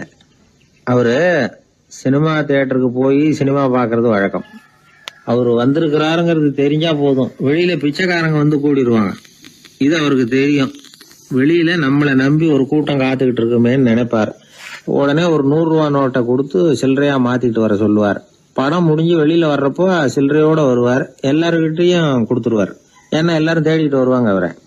என்ன எல்லாரும் சௌக்கியமா இருக்கிறீங்களா அப்படின்னு பிரியமா விசாரிப்பார். ஏதோ ரொம்ப நெருங்கின சொந்தக்காரங்களை விசாரிக்கிறது மாதிரி விசாரிப்பாரு. தன்கிட்ட இருக்கிற சில்லறையை எல்லாருக்கும் சமமா பிரிச்சு கொடுத்துட்டு தான் அங்கிருந்து புறப்படுவார். ஒரு நாள் அது மாதிரி புறப்படுற சமயத்துல ஒரு சின்ன பையனுக்கு சில்லறை எதுவும் கிடைக்கல கொடுக்கறதுக்கு. இது கலைவாணருக்கு தெரியாது. கார்ல ஏறி புறப்பட்டு போயிட்டார்.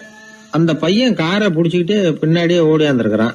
ஐயா, நீங்களே இல்லைன்னு சொன்னா நான் என்ன பண்றது? இன்னைக்கு பட்னி தான், அம்மாவுக்கு வேற உடம்பு சரியில்லை அப்படின்னு கத்திட்டே ஓடியாந்தானா. கலைவாணர் கவனிச்சுட்டார். உடனே காரை நிறுத்த சொன்னார். இறங்கினார். அந்த சின்ன பையனை கட்டி பிடிச்சிக்கிட்டு, என்ன மன்னிச்சுக்கப்பா, நான் கவனிக்காம வந்துட்டேன் அப்படின்னு சொல்லி அழ ஆரம்பிச்சுட்டாராம். இன்னொரு தடவை இதே மாதிரி ஒரு தியேட்டர்ல இருந்து வெளியில வந்திருக்கிறார். ஒரு ஆள் அவர்கிட்ட வந்து நின்றுருக்கார். அவர் கொடுக்கறதுக்கு இவர்கிட்ட பணம் இல்ல. பணம் இல்லையாப்பா அப்படின்னாராம். உங்ககிட்டயே இல்லையா அப்படின்னாராம் அவரு. கலைவாணருக்கு மனசு ரொம்ப சங்கடமா போச்சு. உடனே புறப்பட்டு வீட்டுக்கு போனார். அங்க இங்க தேடி பார்த்து அங்க இருந்த கொஞ்சம் நெஞ்ச சில்லறையை எடுத்தார். காரு டிரைவரை கூப்பிட்டார். தியேட்டர் வாசல்ல நின்றுகிட்டு இருந்த ஆசாமியோட அங்க அடையாளங்களை சொன்னார். காரை எடுத்துட்டு போய் அந்த ஆளை கண்டுபிடிச்சு இந்த காசை கொடுத்துட்டு வா அப்படின்னு அனுப்பி வச்சாராம். பிச்சை போடுறதுக்காக காரை அனுப்புனதாக வேற யார பத்தியாவது நீங்க கேள்விப்பட்டிருக்கிறீங்களா? அவர் ஒரு வித்தியாசமான மனிதர், வித்தியாசமான கலைஞர். கலைவாணரோட சகோதரர் கல்யாணம் நடந்தது. அதுல தியாகராஜ பாகவதர் கச்சேரி முடிஞ்ச உடனே அதுல சம்பந்தப்பட்ட கலைஞர்களுக்கெல்லாம் கலைவாணர் பரிசுகள் கொடுக்கிறார். அந்த கச்சேரியில கடம் வாசிச்சவருக்கு மட்டும் மத்த எல்லாருக்கும் கொடுத்ததை விட பெருசா ஒரு வெள்ளி கோப்பையை பரிசா கொடுத்தாராம். மத்தவங்களுக்கு எல்லாம் சின்னதா கொடுத்துட்டு கட வித்துவானுக்கு மட்டும் பெருசா பரிசு கொடுக்குறீங்களே ஏன்னு கேட்டிருக்கிறாங்க. அதுக்கு கலைவாணர் விளக்கம் கொடுத்தாராம். இப்பெல்லாம் ரயில்ல கூட்டம் அதிகங்கிறது உங்களுக்கு எல்லாருக்கும் தெரியும். இந்த வித்துவான் இவ்வளவு பெரிய மண்பானைய ரயில்ல ரொம்ப பத்திரமா உடையாம ரொம்ப தூரத்துல இருந்து கொண்டு வந்திருக்கிறாரே, அது என்ன சாமான்யமான காரியமா? அவரோட அந்த சாமர்த்தியத்தை பாராட்டுறதுக்காக தான் அவருக்கு இவ்வளவு பெரிய பரிசு அப்படின்னு விழுந்தது. உடனே அவங்களுக்கு ஒரு ஆசை, கபீரை சந்திச்சு பேசணும் அப்படின்னு அவங்க ஆசைப்பட்டாங்க. அவங்க அப்படி ஆசைப்பட்டதுக்கு ஒரு காரணம் உண்டு.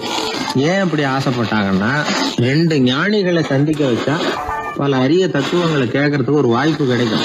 அதனால அவங்க 2 பேரையும் எப்படியாவது சந்திக்க வச்சிடணும் அப்படின்னு அவங்க ஆசைப்பட்டாங்க. அந்த சீடர்கள் தங்களுடைய விருப்பத்தை அவர்கிட்டயே சொன்னாங்க. இது மாதிரி அவர் கபீர் இந்த ஊர்ல இருக்கிறதா தெரியுது, சந்திச்சா தேவையில்லைன்னு. சரி, கபீரை சந்திக்கலாம், ஆனா அவரோட பேசுறத பத்தி நான் எதையும் சொல்றதுக்கு இல்லை அப்படின்னு விட்டார் பரீத். ஏன் கபீரோட நீங்க எதுவும் பேச மாட்டீங்களா அப்படின்னு கேட்டாங்க சீடர்கள். அவரோட பேசுறதுக்கு எதுவும் இல்லை. ஏன்னா எனக்கு என்ன தெரியுங்கிறது அவருக்கு தெரியும், அவருக்கு என்ன தெரியுங்கிறது எனக்கு தெரியும். அப்படி இருக்கிறப்ப நாங்க 2 பேரும் பேசிக்கிறதுக்கு என்ன விஷயம் இருக்க போகுது அப்படின்னாரு அவர். இங்க நிலைமை இப்படி. கபீர் இருக்கிற இடத்துல என்ன நடந்தது தெரியுமா? இது மாதிரி பரீத் காசிக்கு வந்திருக்கிறார் அப்படிங்கிற விஷயம் கபீரின் சீடர்களுக்கு தெரிஞ்சது. உடனே அவங்களும் நீங்க ஷேக் பரீத்தை சந்திச்சு பேசணும்னு அவர்கிட்ட கேட்க ஆரம்பிச்சாங்க. அதுக்கு கபீர் சொன்னாராம், நாங்க 2 பேரும் சந்திச்சுக்கிட்டா ஒருத்தர் கட்டி தழுவிக்குவோம், ஆனந்த கண்ணீர் வடிப்போம், வார்த்தைகளால பரிமாறிக்கிறதுக்கு எங்ககிட்ட எதுவும் இல்லை அப்படின்னாராம். இருந்தாலும் 2 பக்கத்துல இருந்த சீடர்களும் அப்படி நினைக்கல. எப்படியும் இவங்க சந்திச்சுக்கிட்டா கொஞ்சமாவது பேசாம இருக்க முடியாது, ஏதாவது பேசிக்குவாங்க அப்படின்னு நினைச்சாங்க. அதனால தொடர்ந்து வற்புறுத்தினாங்க. கபீர் பரீத்தை தன்னுடைய ஆசிரமத்துக்கு அழைச்சார். அந்த ஊரின் எல்லைக்கே போய் அவரை அழைச்சிட்டு வந்தார். 2 பேரும் சந்திச்சாங்க. ஒருத்தர் கட்டி பிடிச்சுக்கிட்டாங்க. ஒருத்தர் கையை ஒருத்தர் பிடிச்சபடியே ரொம்ப நேரம் நின்றுட்டு இருந்தாங்க. ஆனந்த கண்ணீர் வழிஞ்சுது. கபீர் ஆசிரமத்துல 2 பேரும் மௌனமா உட்கார்ந்துருக்காங்க. ஏதாவது பேசுவாங்கன்னு சொல்லி எதிர்பார்த்துக்கிட்டே 2 பக்கமும் சீடர்கள் காத்துக்கிட்டு இருக்கிறாங்க. பேசுங்கன்னு சொல்லியும் பார்த்தாங்க.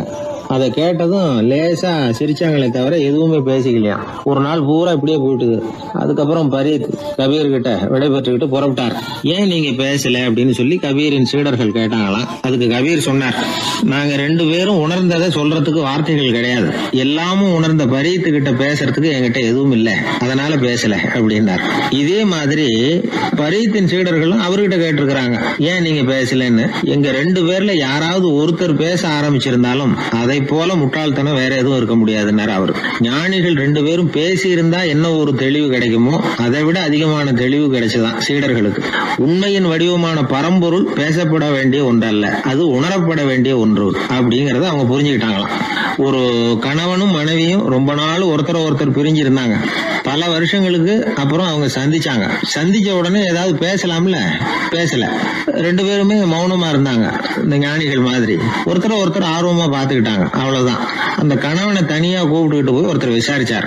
ஏன்பா இவ்வளவு நாள் கழிச்சு சந்திக்கிறீங்க, நீயாவது முதல்ல வாயை திறக்கப்படாதான்னார். அதுக்கு அவர் சொன்னார், ஏற்கனவே நான் வாயை திறந்ததுனால தானே சார் இவ்வளவு காலமும் பிரிஞ்சு இருக்கிறது மாதிரி ஆச்சு, அதனால அவசரப்படாம பொறுமையா இருக்கிறேன் அப்படின்னாராம். அதனால பேச்சு பெருசுதான், இருந்தாலும் மௌனம் அதை விட பெரியது அப்படிங்கறத ஒரு வாழ்வியல் உண்மையாக நாம புரிஞ்சுக்கணும். ஒரு சிகை அலங்கார கூடம், ரொம்ப சுறுசுறுப்பாக எல்லாரும் வேலை செஞ்சுக்கிட்டு இருக்கிறாங்க. முடிவெட்டிக்க வந்திருக்கிறவங்க நிறைய பேர், எல்லாரும் வரிசையாக உட்காந்துருக்குறாங்க. அந்த சமயத்தில் திடீர்னு கதவை திறந்துக்கிட்டு ஒருத்தர் உள்ளே வர்றார். அவர் ஒரு பெரிய மனிதர். அவரும் முடிவெட்டிக்கிறதுக்காக தான் உள்ளே வந்திருக்கிறார். அவரை பார்த்த உடனே அங்க வரிசையில் உட்காந்துருந்தவங்க எல்லாரும் எழுந்திருச்சு அவர்கிட்ட வந்துட்டாங்க. அவரை சுத்தி நின்றுட்டாங்க. எப்படி இருக்கிறீங்க, நல்லா இருக்கீங்களா அப்படின்னு விசாரிக்க ஆரம்பிச்சுட்டாங்க. எல்லாம் முடிஞ்சதும் வந்தவர் கேட்டார், வரிசையில கடைசியா இருக்கிறவர் யார் அப்படின்னு கேட்டார். ஏன்னு கேட்டாங்க. நான் அதுக்கு அடுத்தபடியா உட்காரணும், அதுக்காக தான் கேட்குறேன் அப்படின்னார். உடனே அங்க இருந்தவங்கெல்லாம் என்ன சொன்னாங்க தெரியுமா? நீங்க வரிசையில காத்திருக்க கூடாது, நீங்க அரசாங்கத்தின் தலைவர், உங்களுக்கு நேரம் முக்கியம், அதனால நீங்க முன்னாடி போங்க அப்படின்னு சொன்னாங்க. ஆனா அதை அவர் கேட்கல. தோழர்களே, உங்களுடைய கருத்துக்கு ரொம்ப நன்றி. எல்லாரும் வரிசையா தான் வரணும், அதுதான் முறை. வரிசையில வரணுங்கிற நடைமுறையை நானும் பின்பற்ற விரும்புறேன். நாம எல்லாரும் சமமானவர்கள் அப்படின்னார். இப்படி சொல்லிவிட்டு வரிசையில கடைசியா இருந்த ஒரு நாற்காலியில போய் உட்காந்துக்கிட்டார். தன் சட்டை பையில இருந்த ஒரு செய்தித்தாளை எடுத்தார், படிக்க ஆரம்பிச்சிட்டார். ஆனா அங்க இருந்தவங்களால இதை பார்த்துக்கிட்டு சும்மா இருக்க முடியல. ஒருத்தர் எழுந்திருச்சு வந்தார். ஐயா, இப்ப என்னுடைய முறை வந்திருக்குது, நான் தான் போக வேண்டிய முறை. உங்களை இங்க காத்திருக்க வைக்கிறத விட ஒரு 5 ஆண்டுகளுக்கு கூட நான் முடிவெட்டிக்காமே இருந்துட முடியும் அப்படின்னார். அவர் மறுபடியும் சொன்னார், ஐயா, நீங்க வரிசை முறையை தாண்டி போக விருப்பப்படல, சரி, ஆனா என்னுடைய முறையை மாத்தி கொடுக்கறதுக்கு எனக்கு முழு உரிமை இருக்குது. இதுக்கு பதிலா உங்களுடைய கடைசி இடத்த நான் எடுத்துக்கிறேன், இதை நீங்க மறுக்க முடியாதுன்னார். அங்க இருந்த மற்றவங்களும் இதை ஒரு மனசா வற்புறுத்த ஆரம்பிச்சிட்டாங்க. அந்த பெரிய மனிதர் பார்த்தார், சரின்னு கடைசியா ஒத்துக்கிட்டார். அவர் யார் தெரியுமா? அவர் தான் மாவீரர் லெனின். ரஷ்யாவில் கிரெம்ளின் சிகை அலங்கார கூடத்துல தான் இது நடந்தது. எல்லாரும் இந்நாட்டு மன்னர்கள்னு வாயளவுல பேசுறதுல என்ன பிரயோஜனம்? நாம எல்லாரும் சமம்ங்கிறத நடைமுறையில கடைபிடிச்சு காட்டினவங்க கொஞ்சம் பேர் தான். அவங்கள ஒருத்தர் தான் லெனின். வரிசையில் நின்று வர்றதுங்கிறது ஒரு சிறந்த பண்பு, உயர்ந்த பண்பு. இன்னைக்கு பல இடங்கள்ல அது நமக்கு தேவைப்படுது. ஒரு ரேஷன் கடை வாசல், கடை திறக்கிறதுக்கு முன்னாடியே எல்லாரும் வரிசையில் நின்றுட்டாங்க. கடைசியா வந்த ஒருத்தர் கியூவில் முன்னாடி போறதுக்கு முயற்சி பண்றார். ஏற்கனவே நின்றுட்டு இருக்கிறவங்க அவரை முன்னாடி போறதுக்கு விட மாட்டேங்கிறாங்க. கடைசியா போய் நில்லையா அப்படின்னு எல்லாரும் கத்துறாங்க. அது அவர் காதுல வாங்கல. முண்டி அடிச்சுக்கிட்டு முன்னாடி போறதுக்கே முயற்சி பண்ணிட்டு இருக்கிறார். எல்லாரும் சேர்ந்து அவரை வலுக்கட்டாயமா இழுத்து கொண்டாந்து பின்னாடி கொண்டு போய் நிறுத்திவிட்டாங்க. நிறுத்திவிட்டு சொன்னாங்க, இதை பாருப்பா, நாங்க இருக்கிற வரைக்கும் நீங்க முன்னாடி போய் எதையும் வாங்க முடியாது, தெரிஞ்சுக்கோ அப்படின்னாங்க. இப்போ அந்த ஆள் சொன்னாராம், நான் இங்க பின்னாடி நிக்கிற வரைக்கும் நீங்களும் எதுவும் வாங்க முடியாது அப்படின்னாராம். ஏன்னு கேட்டிருக்கிறாங்க.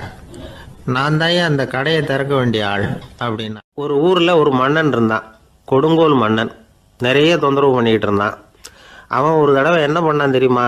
ஒரு தப்பும் பண்ணாத ஒரு இளைஞனை பிடிச்சி ஜெயிலில் அடைச்சுட்டான். அந்த பையனோட சொந்தக்காரங்கள்லாம் ராஜா கிட்ட போனாங்க. அவன் ஒரு தவறும் பண்ணலை, அவனை விடுதலை பண்ணுங்க அப்படின்னு கெஞ்சி கேட்டுக்கிட்டாங்க. மன்னன் யோசனை பண்ணான். அந்த இளைஞனை கூப்பிட்டுக்கிட்டு வர சொன்னான். அவனை கொண்டாந்து ராஜா முன்னாடி நிறுத்தினாங்க. இதை பாருப்பா, உன்னை நான் விடுதலை பண்ணுவேன், ஆனால் ஒரு கண்டிஷன். அந்த நிபந்தனையை நீ நிறைவேற்றினா உனக்கு விடுதலை அப்படின்னா மன்னன். சரின்னு ஒத்துக்கிட்டான் பையன்.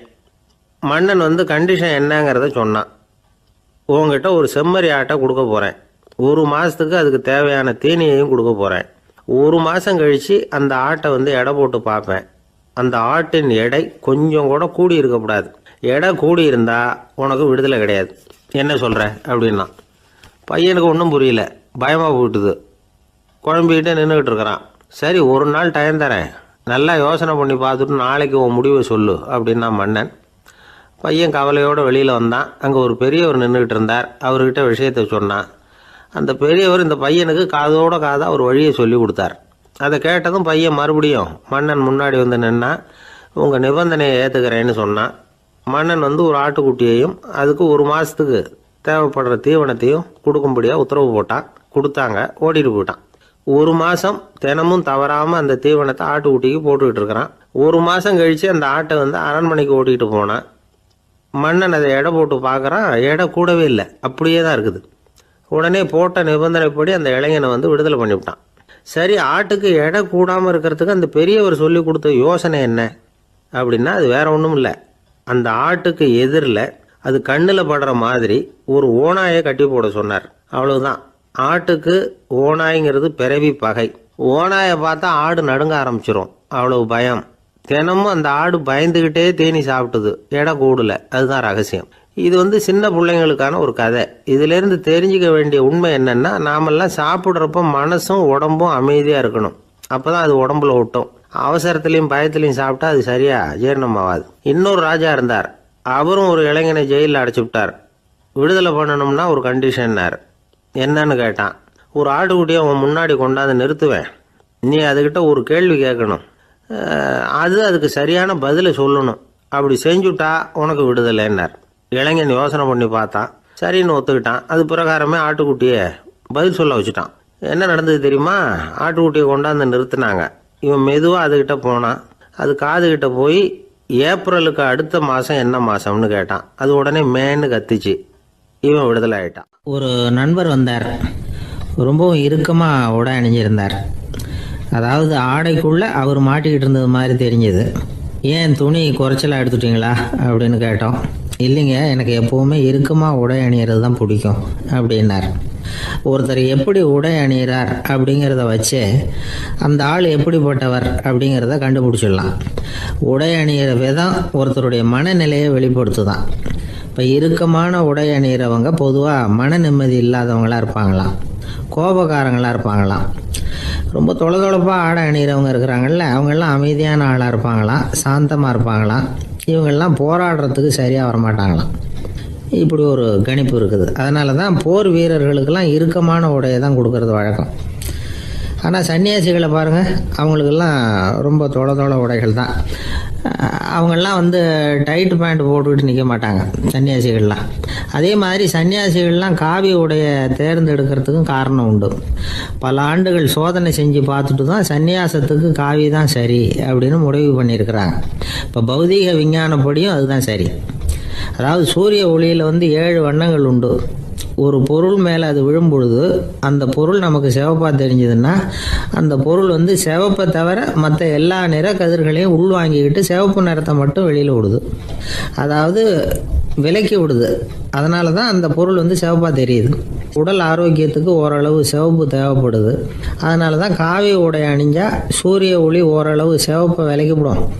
அதாவது சிவப்பின் பலனும் கிடைக்கும், இந்த சிவப்பின் கெடுதலும் இல்லை அப்படின்னு யோசனை பண்ணாங்க. காவி உதய வேளையின் நிறம். கீழ் வானத்தில் கதிர் உதிக்கிற வேளையில் முதல் ஒளி தோன்றுகிற நேரத்தில் காவி நிறம் தான் கசியும். தியானம் செய்கிறப்போ முதல்ல காணக்கூடிய ஒளி காவி நிறம் தான். தியானத்தின் உச்ச நிலையின் நிறம் நீலம். தியானம் காவி நிறத்தில் ஆரம்பமாகி நீல நிறத்தில் நிறைவடைகிறது அப்படிங்கிறார் ஓஷோ. நீலம் தியான சிகரம், காவி தியான ஆரம்ப குறியீடு, ஒரு சன்னியாசியின் ஆரம்ப தரிசனம் அப்படிங்கிறார் அவர். ஒருத்தர் நாள் பூரா காவி உடைய அணிஞ்சிருந்தா அந்த நிறம் அவருக்கு தியானத்தை பற்றிய நினைவை ஊட்டிக்கிட்டே இருக்கும். இப்படியே ஆடைக்கும் தியானத்துக்கும் இடையில ஒரு தொடர் ஏற்படுது. ஒரு துறவியின் உள்ளார்ந்த பண்பாக அது மாறுது.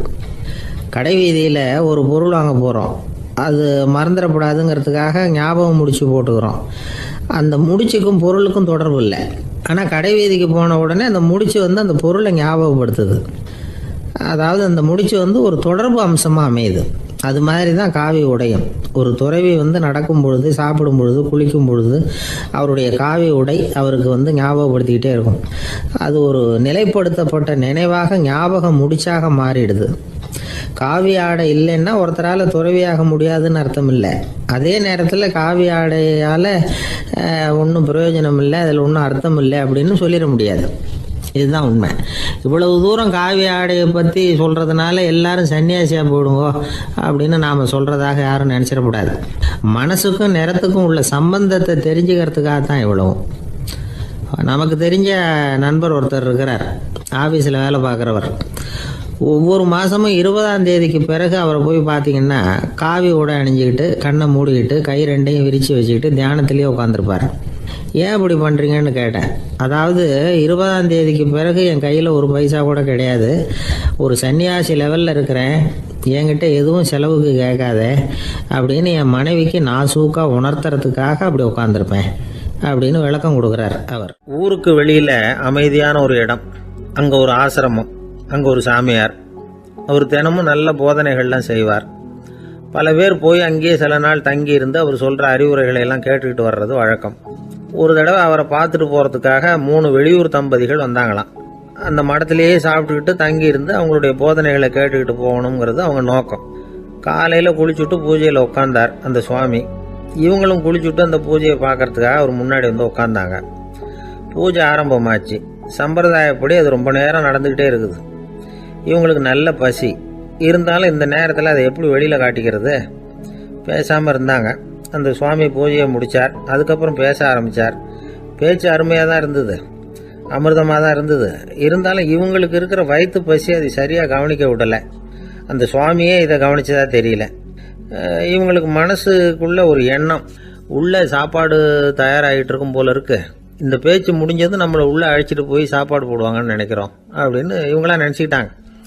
ஆனால் சுவாமி இதை பற்றி எதுவுமே பேசலை, கண்டுக்கலை. ஒரு அம்மாவால் அதுக்கு மேலே சும்மா இருக்க முடியுமா? முடியல. சாப்பாட்டை கவனிக்கலாமா அப்படின்னு சொல்லி மெதுவாக ஆரம்பித்தாங்க. கவனிக்கலாமே அப்படின்னு உள்ளே அழைச்சிட்டு போனார் சுவாமி. இவங்க ரொம்ப அவசரமாக எழுந்திருச்சு உள்ளே ஓடினாங்க. அங்கே ஒரு மேஜை மேலே ஒரு கிண்ணம் மூடி இருந்தது. இதுதான் சாப்பாட்டு மேஜை போல இருக்கு, இங்கே சாப்பாடு வந்துடும் அப்படின்னு நினச்சாங்க. உடனே போய் சுற்றி உக்காந்துக்கிட்டாங்க. சுவாமி அந்த கிண்ணத்தை எடுத்து அந்த அம்மா கிட்ட கொடுத்தார். அவங்க அதை வாங்கி மூடியை திறந்து பார்க்குறாங்க. உள்ளே ஒரு சாவி இருக்குது. சரிதான், இது சமையலறை சாவி போல இருக்கு. அங்கே போய் அதை திறந்து சாப்பாட்டை நாமே எடுத்துக்கிட்டு வந்து இங்கே வச்சுக்கிட்டு சாப்பிடணும் போல இருக்கு அப்படின்னு நினச்சாங்க. சாவி இருக்கு இல்லையா, வாங்க பூட்டு நிறையா காட்டுறேன் அப்படின்னு சுவாமி அவங்கள அழைச்சிட்டு போனார், காட்டினார். இவங்க அந்த அறையை ரொம்ப ஆவலோடு திறந்தாங்க. உள்ளே பார்த்தா அங்கே அரிசி, பருப்பு, விதவிதமான காய்கறி எல்லாம் இருக்குது. சமையலுக்கு வேண்டிய மிளகாய், எண்ணெய், பால், தயிர், நெய் இப்படி எல்லாமே இருக்குது. அடுப்பு, விறகு, நெருப்பு போட்டி அது கூட அங்கே இருக்குது. சாப்பாடு தயாராக இருக்கும்னு நினச்சிக்கிட்டு போனால் இப்படி இருக்குதே அப்படின்னு சொல்லி அதை பார்த்ததும் ரொம்ப சோர்ந்து போட்டாங்க அவங்க. சுவாமி, என்ன இது சாப்பாடு இல்லையா அப்படின்னாங்க. அதுதான் சாப்பாட்டுக்கு வேண்டிய எல்லாம் இங்கே இருக்குதே. அடுப்பு மூட்டி நீங்கள் தான் அவங்கவுங்க ருசிக்கு தகுந்த மாதிரி சமைச்சிக்கணும். இந்த சன்னியாசிக்கு எப்படி சமைக்க தெரியும் அப்படின்னு கேட்டார் சுவாமி. சாப்பாடு தயாராக இருக்கும்னு நாங்கள் எதிர்பார்த்தோம் அப்படின்னாங்க. நீங்கள் இப்படி சொல்லுவீங்கன்னு நானும் எதிர்பார்த்தேன். இது வரைக்கும் நான் எவ்வளவோ தத்துவம்லாம் எடுத்து சொன்னேன். எல்லாத்தையும் விட இதுதான் அனுபவபூர்வமான தத்துவம். ஆண்டவன் நமக்கு நல்ல மனசை கொடுத்துருக்குறான், நல்ல வாய்ப்புகளையும் தந்திருக்கிறான், அதையெல்லாம் பயன்படுத்திக்கக்கூடிய மூளையையும் சிந்தனையையும் கொடுத்துருக்குறான். அதனால் அடுப்பை தான் நீங்கள் மூட்டணும். அடுப்பை நீங்கள் தான் மூட்டணும். உங்களுக்கு உகந்ததை நீங்கள் தான் சமைச்சு ருசித்து அனுபவிக்கணும். ஆண்டவனே அதை செஞ்சுக்கிட்டு இருக்க மாட்டான் அப்படின்னாராம் அந்த சுவாமி. நம்முடைய வாழ்க்கையில் பல நல்ல பலன்களை பெறறதுக்கு நாம் தான் முயற்சி பண்ணணும். அதுக்குரிய சூழ்நிலையை தான் ஆண்டவன் கொடுப்பானே தவிர அதை விளக்கறதுக்காக தான் அந்த சுவாமி அப்படி செஞ்சு காட்டியிருக்கிறார். இது ஒரு பெரியவர் இப்படி ஒரு விளக்கம் கொடுத்தார். அதுக்கப்புறம் அந்த 3 தம்பதிகளும் தெளிவடைஞ்சுட்டாங்களாம். நாம் தெளிவடைகிறது எப்போங்கிறது தான் தெரியல அப்படின்னு பல பேர் இதை கேட்டுட்டு சொல்லிட்டு இருக்கிறாங்க. இந்த கதையை நம்முடைய நண்பர் ஒருத்தர்கிட்ட சொன்னேன். அந்த நண்பர் ரொம்ப சந்தோஷப்பட்டார். நீங்கள் சொல்கிறது கரெக்டு சார், ஆனால் நான் அதை விட ஒரு படி மேலே சார். எனக்கெல்லாம் அரிசி, பருப்பு இருக்கிற ரூம் எதுன்னு கையை காட்டிட்டா போதும்.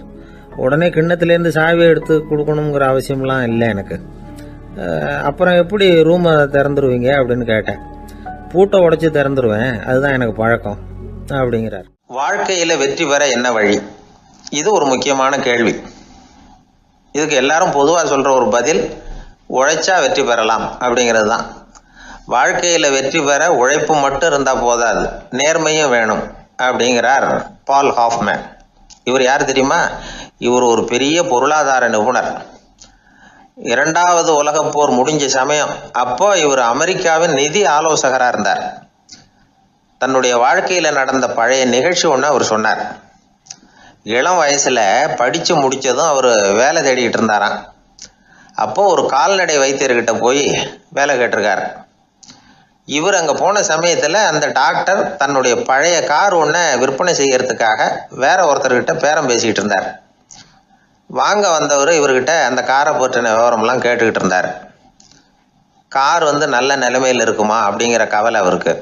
எல்லா விவரங்களையும் கேட்டுக்கிட்டு அவர் கடைசியாக சொன்னார், டாக்டர், இந்த காரை நீங்களே என்னுடைய ஊருக்கு ஓட்டிகிட்டு வர வேண்டியது. கார் எந்த ரிப்பேரும் ஆகாமல் என்னுடைய ஊருக்கு சேர்ந்துட்டுதுன்னா அங்கேயே நான் பணம் கொடுத்து இந்த காரை வாங்கிக்கிறேன் அப்படின்னார். நம்ம கார் அவ்வளோ தூரத்துக்கு வழியில் எந்த கோளாறும் இல்லாமல் போய் சேருமா அப்படிங்கிற சந்தேகம் டாக்டருக்கு. அவர் என்ன செஞ்சார் தெரியுமா? தன்கிட்ட வேலை கேட்டு வந்திருந்த இளைஞர் பால் ஹாஃப்மேனை கூப்பிட்டார். அவர்கிட்ட சொன்னார், இதை பாருப்பா, இந்த காரை நீ அவருடைய ஊர் வரைக்கும் நல்லபடியாக ஓட்டிகிட்டு போய் சேர்த்துட்டீன்னா உனக்கு நான் வேலை கொடுத்து விட்றேன். அது மட்டும் இல்லை, காரு விற்கிற தொகையில் கமிஷனும் கொடுக்குறேன், என்ன சம்மதமா அப்படின்னு கேட்டார். ஹாஃப்மேன் யோசனை பண்ணார். அதுக்கப்புறம் சரின்னு சொல்லி சம்மதிச்சார். கொஞ்ச நேரத்தில் அவரும் கார் வாங்க வந்தவரும் புறப்பட்டாங்க. இவர் ரொம்ப சிரமப்பட்டு வழியில் எங்கேயும் நிறுத்தாமல் காரை ரொம்ப சாமர்த்தியமாக ஓட்டிகிட்டு போய் சேர்த்துட்டார். அவர் இவரை அழைச்சிக்கிட்டு வீட்டுக்குள்ளே போனார். அப்புறம் கேட்டார், இதை பார்ப்பா, இப்போ சொல்லு, இந்த காரோட நிலைமை இப்போ எப்படி இருக்குது? உண்மையிலேயே இது நல்ல நிலைமையில் இருக்குதா? உன்னுடைய மனசாட்சிப்படி பதில் சொல் அப்படின்னார். இவரும் உடனே காரு நல்ல நிலைமையில தான் இருக்குது அப்படின்னு சொல்கிறதுக்கு வாயை திறந்தார். அதுக்குள்ள பார்வை எதிரில் உள்ள சுவர் மேலே பட்டுது. அங்கே இயேசுநாதர் படம் ஒன்று மாட்டியிருந்தாங்க. அதுக்கு அடியில் எழுதியிருந்த வாசகம் என்னன்னா, நீ பேசும் ஒவ்வொரு வார்த்தையையும் இயேசு கவனித்து கொண்டிருக்கிறார் அப்படின்னு இருந்தது. அந்த வரிகளை பார்த்தார். உடனே காரு சரியில்லை அப்படிங்கிற உண்மையை சொல்லிவிட்டார். இவர் இப்படி சொன்னதும் இவரை ரொம்ப ஆச்சரியமாக பார்த்தார். இவர்கிட்ட இருந்த நேர்மை அவரை சிந்திக்க வச்சது. உன்னுடைய நேர்மையை பாராட்டுறேன், உனக்கு கமிஷன் கிடைக்கணுங்கிறதுக்காகவே நான் இந்த காரை வாங்கிக்கிறேன்னார். இப்போ அவர் திகைச்சு போய் நின்னார். மறுபடியும் அவர் சொன்னார், நீ காரை ஓட்டிகிட்டு வரும்பொழுதே உன்னுடைய திறமையை பார்த்தேன், உனக்கு விருப்பம் இருந்தால் நீ என்கிட்டயே வேலைக்கு சேர்ந்துடலாம் அப்படின்னார். பால் ஹாஃப்மேன் அவர்கிட்ட வேலைக்கு சேர்ந்தார். படிப்படியாக முன்னேறினார். கடைசியில் பார்த்தீங்கன்னா அமெரிக்காவினுடைய நிதி ஆலோசகராக ஆனார். அதுக்கப்புறம் அவர் அந்த பழைய சம்பவத்தை எப்பவும் மறக்கிறதில்ல, அடிக்கடி சொல்கிறது உண்டு. அதனால் இதிலேருந்து நாம் தெரிஞ்சுக்க வேண்டியது என்னென்னா, வாழ்க்கையில் முன்னுக்கு வரணும்னா உழைப்பு மட்டும் போதாது, நேர்மையும் வேணும். ஆனால் இந்த காலத்தில் சிலருடைய நேர்மை நமக்கு ஆச்சரியமாக கூட இருக்கும். ஒருத்தர் புஸ்தக கடை வச்சுருந்தார். ரொம்ப நேரமாக தேடி ஒரு புத்தகத்தை கையில் எடுத்தார். அதுக்கு பில் போட சொன்னார். அந்த புத்தக கடைக்கு வந்த இன்னொருத்தர் பில் போடுறவர், சார் இந்த புத்தகம் மகா அறுவை, மகா மட்டம், இது வேணாம் உங்களுக்கு, வேற ஏதாவது ஒன்று பாருங்கன்னார். புத்தக கடை வச்சிருக்கிறவரே இப்படி சொன்னார். வாங்க வந்தவர் இவர் ஆச்சரியமாக பார்த்தார். உங்கள் நேர்மையை பாராட்டுறேன், அது சரி, இந்த புத்தகத்தை ஏற்கனவே நீங்கள் படித்து பார்த்துட்டீங்களான்னு கேட்டார். அதை படித்து வேற பார்க்கணுமான்னார். அப்புறம் எப்படி இது மகாமட்டம்னு சொல்கிறீங்க அப்படின்னார். அதை எழுதினவனே நான் தான் சார் அப்படின்னார் அவர். இது ஒரு விதமான நேர்மையை ஒத்துக்கிறது. எப்படி இருந்தாலும் வாழ்க்கையில் உழைப்பும் நேர்மையும் உயர்வதற்கு வழிகள். உழைப்பை விட நேர்மை முக்கியம் அப்படிங்கிறத புரிந்து கொண்டால் வாழ்க்கையில் வெற்றி நிச்சயம். எல்லாமே நாற்காலிக்கு ஆசைப்படாதவர்கள் அப்படின்னு சொல்லிட முடியாது. ஏன்னா நிறைய பேர் நாற்காலிக்கு ஆசைப்படுறவங்கள நாம் பார்க்குறோம். உட்கார்றதுக்கு ஒரு நாற்காலி கிடைச்சிடாதா, அதோட ஒரு கால் உடஞ்சி முக்காலியாக இருந்தாலும் பரவாயில்ல, ஒரு மாதிரியாக அனுசரித்து உட்காந்துக்கலாம் அப்படின்னு அலையிறவங்க எத்தனை பேர்? இந்த காலத்தில் மட்டும்தான் அப்படின்னு இல்லை, அந்த காலத்துலேயும் இதே மாதிரி ஆசைகள் சபலங்கள் இருந்திருக்கும் போல இருக்குது. பரமசிவன் வசிஷ்டருக்கு ஒரு விசேஷமான ஆசனத்தை கொடுத்துருந்தாராம். சரி, அப்படி என்ன அதில் விசேஷம்னா, வசிஷ்டர் ஒரு குறிப்பிட்ட இடத்துக்கு போகணும்னு நினச்சி புறப்படுறாருன்னு வச்சுக்கோங்க. அவருக்கு முன்னாடியே இந்த ஆசனம் புறப்பட்டுரும். போய் ஒரு வசதியான இடமா பார்த்து இருந்துக்கும். வசிஷ்டர் போவார். அங்கே போனதும் எங்கே உட்காரலாம்ங்கிற இட பிரச்சனையெல்லாம் அவருக்கு ஏற்படுறதில்ல. அதுதான் இவருடைய இருக்கை அங்கே முன்னாடியே போய் காத்துக்கிட்டு இருக்குதே. நேராக போவார், அதில் உட்காந்துக்குவார். மற்ற முனிவர்கள்லாம் இதை பார்த்தாங்க. அவங்களுக்கு பொறாமையாக இருந்து தான் எல்லாரும் ஒரு இடத்துல கூடி இதை பற்றி பேசியிருக்கிறாங்க. என்ன இது, நாமளும் அவரை மாதிரி தானே இருக்கிறோம், இருந்தாலும் நமக்கும் அது மாதிரி ஒரு ஆசனம் கிடைக்கலையே அப்படின்னு யோசனை பண்ணியிருக்காங்க. சரி, நேராக பரமசிவன்கிட்டே போவோம், இதை பற்றி கேட்போம் அப்படின்னு நினச்சிக்கிட்டு போனாங்களாம். பரமசிவனை பார்த்துருக்குறாங்க. ஐயா, நாங்களும் முனிவர்கள் தானே, வசிஷ்டர் பண்ணுறது மாதிரி நாங்களும் உங்களை குறித்து கடும் தவம் பண்ணிக்கிட்டு தானே இருக்கிறோம். அப்படி இருக்கும்பொழுது அவருக்கு மட்டும் ஏன் இந்த விசேஷ சலுகை அப்படின்னு கேட்டிருக்காங்க. அதுக்கு பரமசிவன் சொன்னாராம், முனிவர்களே, உங்கள் கேள்விக்கு நான் பதில் சொல்கிறேன், ஆனால் அதுக்கு முன்னாடி நீங்கள் ஒரு காரியம் பண்ணணும்னாராம். என்ன செய்யணும் சொல்லுங்கன்னு இருக்காங்க. நீங்கள் ஒவ்வொருத்தரும் தனித்தனியாக போய் உங்களை விட உயர்ந்த ஒருத்தரை தேடி கண்டுபிடிச்சி அவருக்கு அதிதி பூஜை பண்ணி அவரை ஒரு மண்டலத்துக்குள்ளே என்கிட்ட அழைச்சிட்டு வந்துருங்க அப்படின்னாராம். சரின்னு எல்லாரும் புறப்பட்டுருக்காங்க. அவங்க போனதுக்கப்புறம் நந்தி தேவனை அழைச்சி வசிஷ்டரை கூப்பிட்டுக்கிட்டு வர சொன்னாராம். அவர் வந்தார், வணங்கினார். வசிஷ்டரே, இன்னையிலேருந்து ஒரு மண்டலத்துக்குள்ளே உங்களை விட தாழ்ந்தவர் ஒருத்தரை தேடி கண்டுபிடிச்சி அவருக்கு அதிதி பூஜை பண்ணி அவரை என்கிட்ட கூப்பிட்டுட்டு வாங்கன்னு விட்டார். சரின்னு இவரும் புறப்பட்டு போயிட்டார். கொஞ்ச நாள் ஆச்சு. முனிவர்கள்லாம் திரும்பி வந்தாங்க. பரமசிவன் முன்னாடி வந்து நின்னாங்க. ஐயா, எவ்வளவோ தேடி பார்த்துட்டோம், எங்களை விட உயர்ந்தவர்கள் யாருமே கிடைக்கல அப்படின்னாங்களாம். வசிஷ்டரும் வந்து சேர்ந்தார். ஐயா, எவ்வளவோ தேடி பார்த்தேன், என்னை விட தாழ்ந்தவர் யாருமே கிடைக்கல அப்படின்னாராம். அவரே தொடர்ந்து சொன்னார், என்னுடைய மனைவி எனக்கு அடங்கினவ தானே, அவளுக்காவது அதிதி பூஜை பண்ணி அழைச்சிட்டு வந்துடலாமான்னு யோசித்து பார்த்தேன். என்னோட மனசு அதுக்கும் இடம் கொடுக்கல. ஏன்னா அவளோட பதி விரதத்துக்கு முன்னாடி நாம் ஏமாத்திரம் அப்படின்னு யோசித்து பார்த்தேன். அதனால் அந்த எண்ணத்தையும் கைவிட்டுட்டேன் அப்படின்னு ரொம்ப வருத்தத்தோடு சொன்னாராம். இதை கேட்ட உடனே மற்ற முனிவர்களுக்கு வெக்கமாக போச்சு. இந்த உலகத்தில் நம்மளை விட மேலானவங்க யாருமே இல்லைன்னு நாம் நினைச்சோம். வசிஷ்டரோ தன்னை விட தாழ்வானவங்க யாருமே இல்லைன்னு நினைக்கிறார். பரமசிவன் ஏன் அந்த ஆசனத்தை அவருக்கு மட்டும் கொடுத்தார் அப்படிங்கிற கேள்விக்கான பதில் அவங்களுக்கு கிடச்சிட்டு தான். இந்த காலத்தில் நாம் எப்படி நினைக்கிறோம்னா, எல்லாரும் நம்மளை விட மட்டமானவங்கன்னு நினைக்கிறோம். அதனால் நாம் மட்டும் நாற்காலியில் உட்காந்தா போதும் அப்படின்னு நினைக்கிறோம். ஏமாந்து போனவங்க சந்தர்ப்பம் பார்த்து காலை வாரி விட்டுறாங்க, கீழே விழுந்து காலை உடச்சிக்கிறோம். அதுதான் இன்றைக்கி நடக்கிறது. ஒரு அம்மா தன்னோட வீட்டுக்காரரை ஒரு மனோதத்துவ டாக்டர்கிட்ட அழைச்சிட்டு போனாங்களாம். என்ன ப்ராப்ளம்னு கேட்டிருக்காரு டாக்டர். எங்கள் வீட்டுக்காரர் அடிக்கடி நாற்காலியில் உட்காந்து காலை உடச்சிக்கிறார் அப்படின்னாங்களாம். அப்படின்னா அந்த நாற்காலியில் தான் ஏதோ கோளாறு அப்படின்னாரான் டாக்டர். அப்படி இருக்க முடியாது டாக்டர் அப்படின்னாங்களாம் அந்த அம்மா.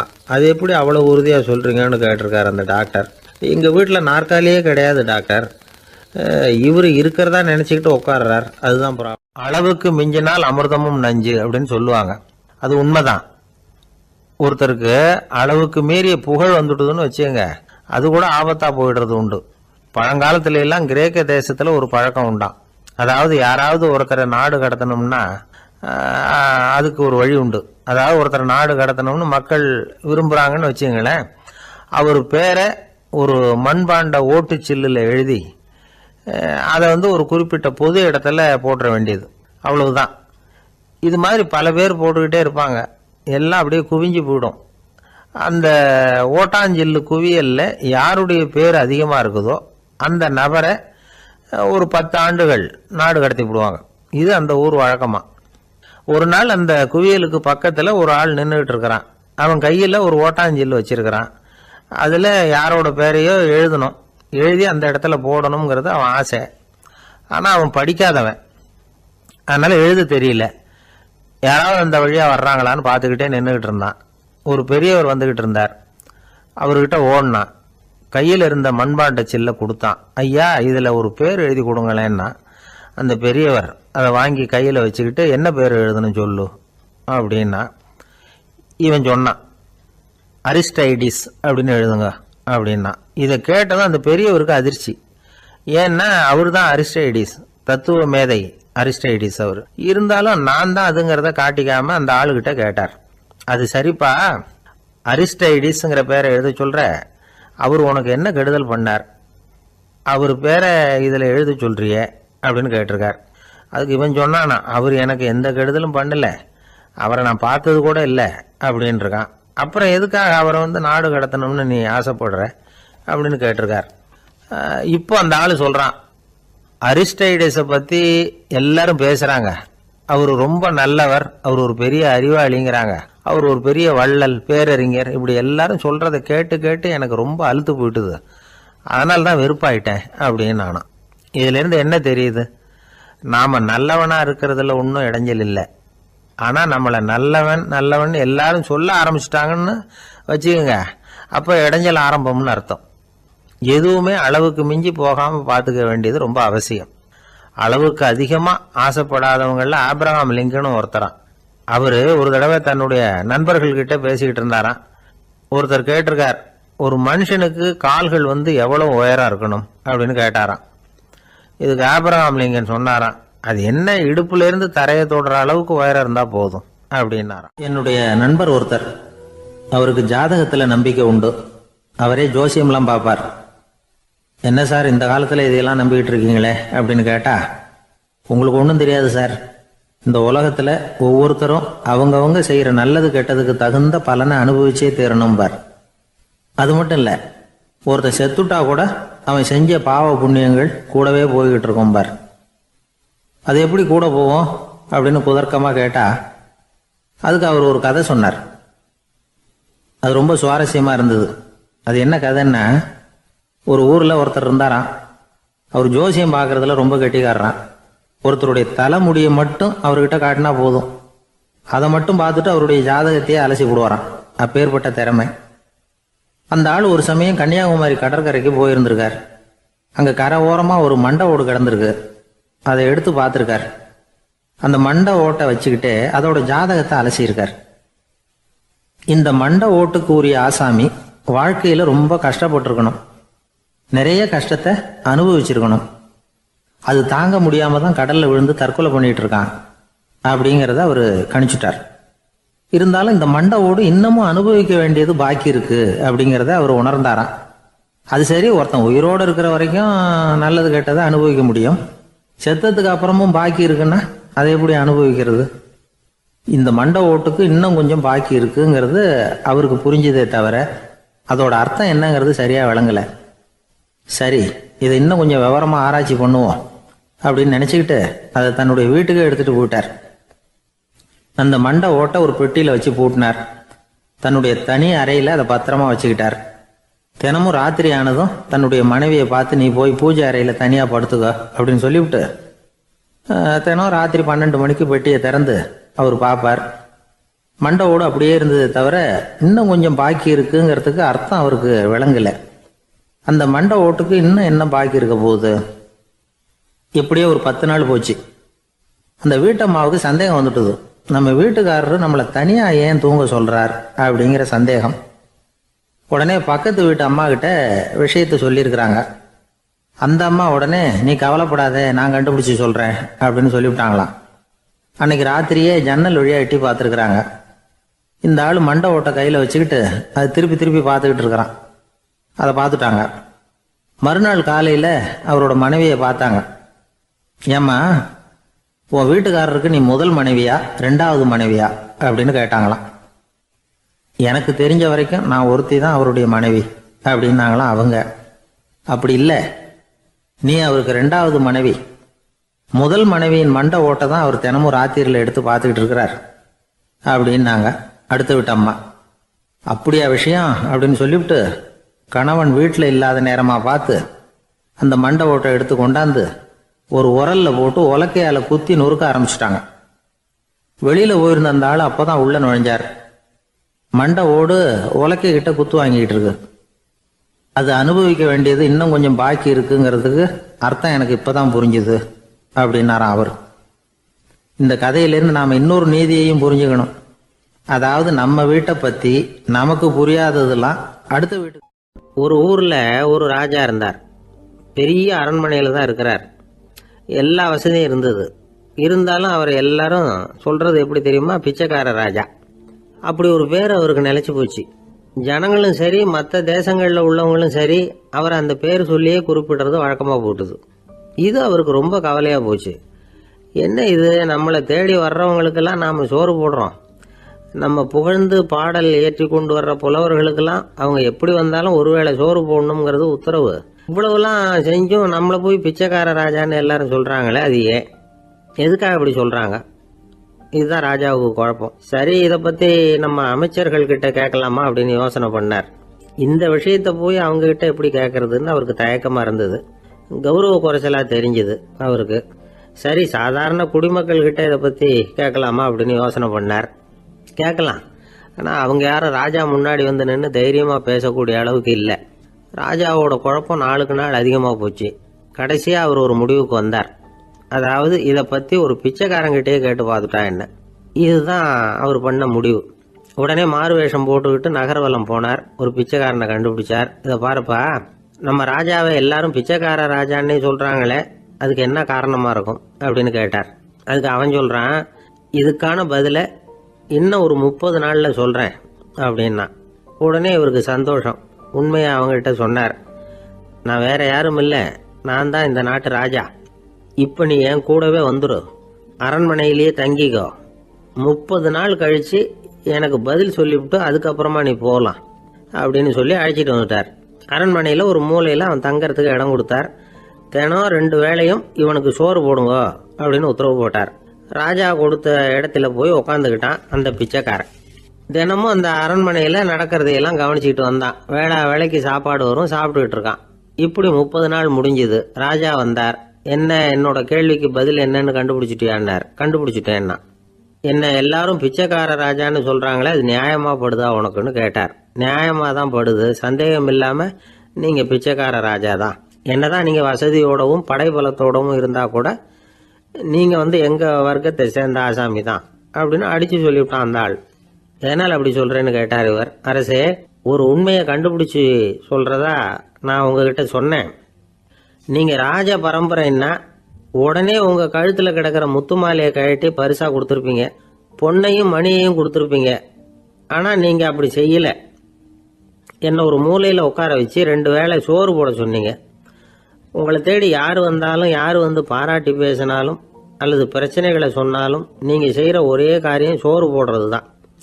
பிச்சைக்காரனுக்கு சோறு மட்டும்தான் உலகம். உங்க விஷயத்திலையும் நீங்க அப்படித்தான் நினைக்கிறதாக தெரியுது.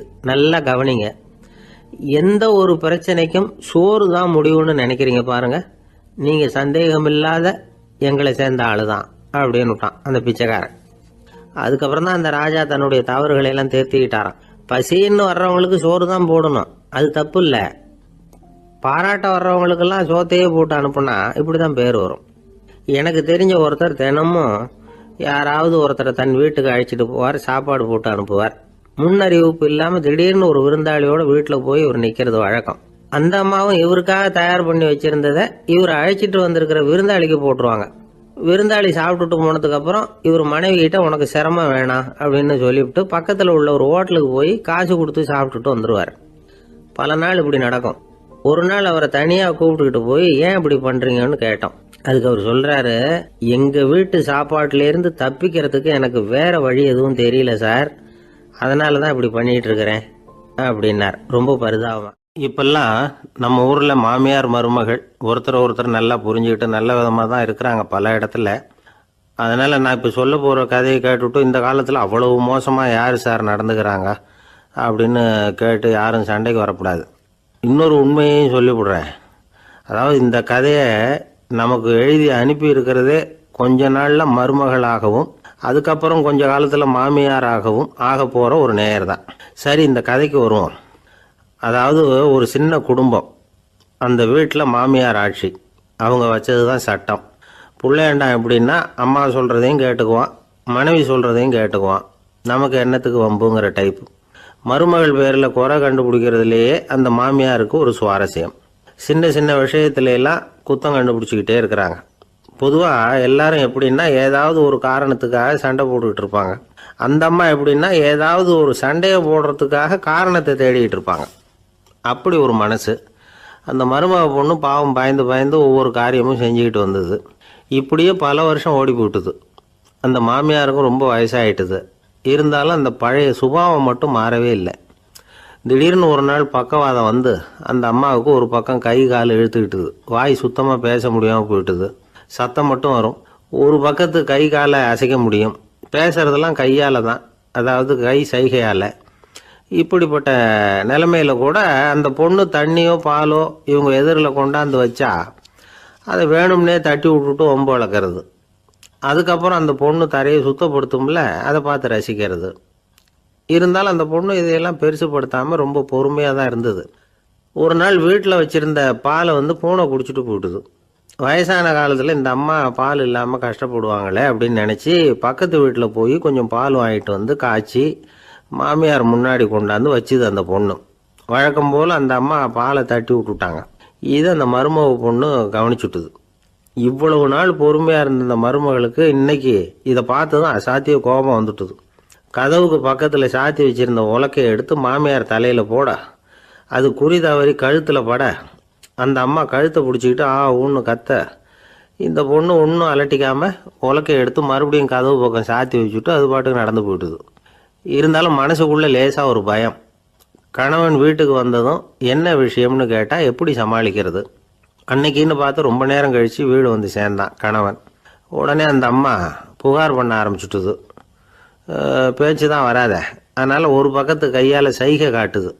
கதவுக்கு பக்கத்தில் இருந்த உலக்க பக்கமாக கையை நீட்டி காட்டி, அப்படியே அந்த கையை தன் கழுத்துக்கு பின்பக்கமாக சுற்றி காட்டி நாக்கை வெளியில் நீட்டி நடந்த விஷயத்தை புரிய வைக்கிறதுக்கு முயற்சி பண்ணுது.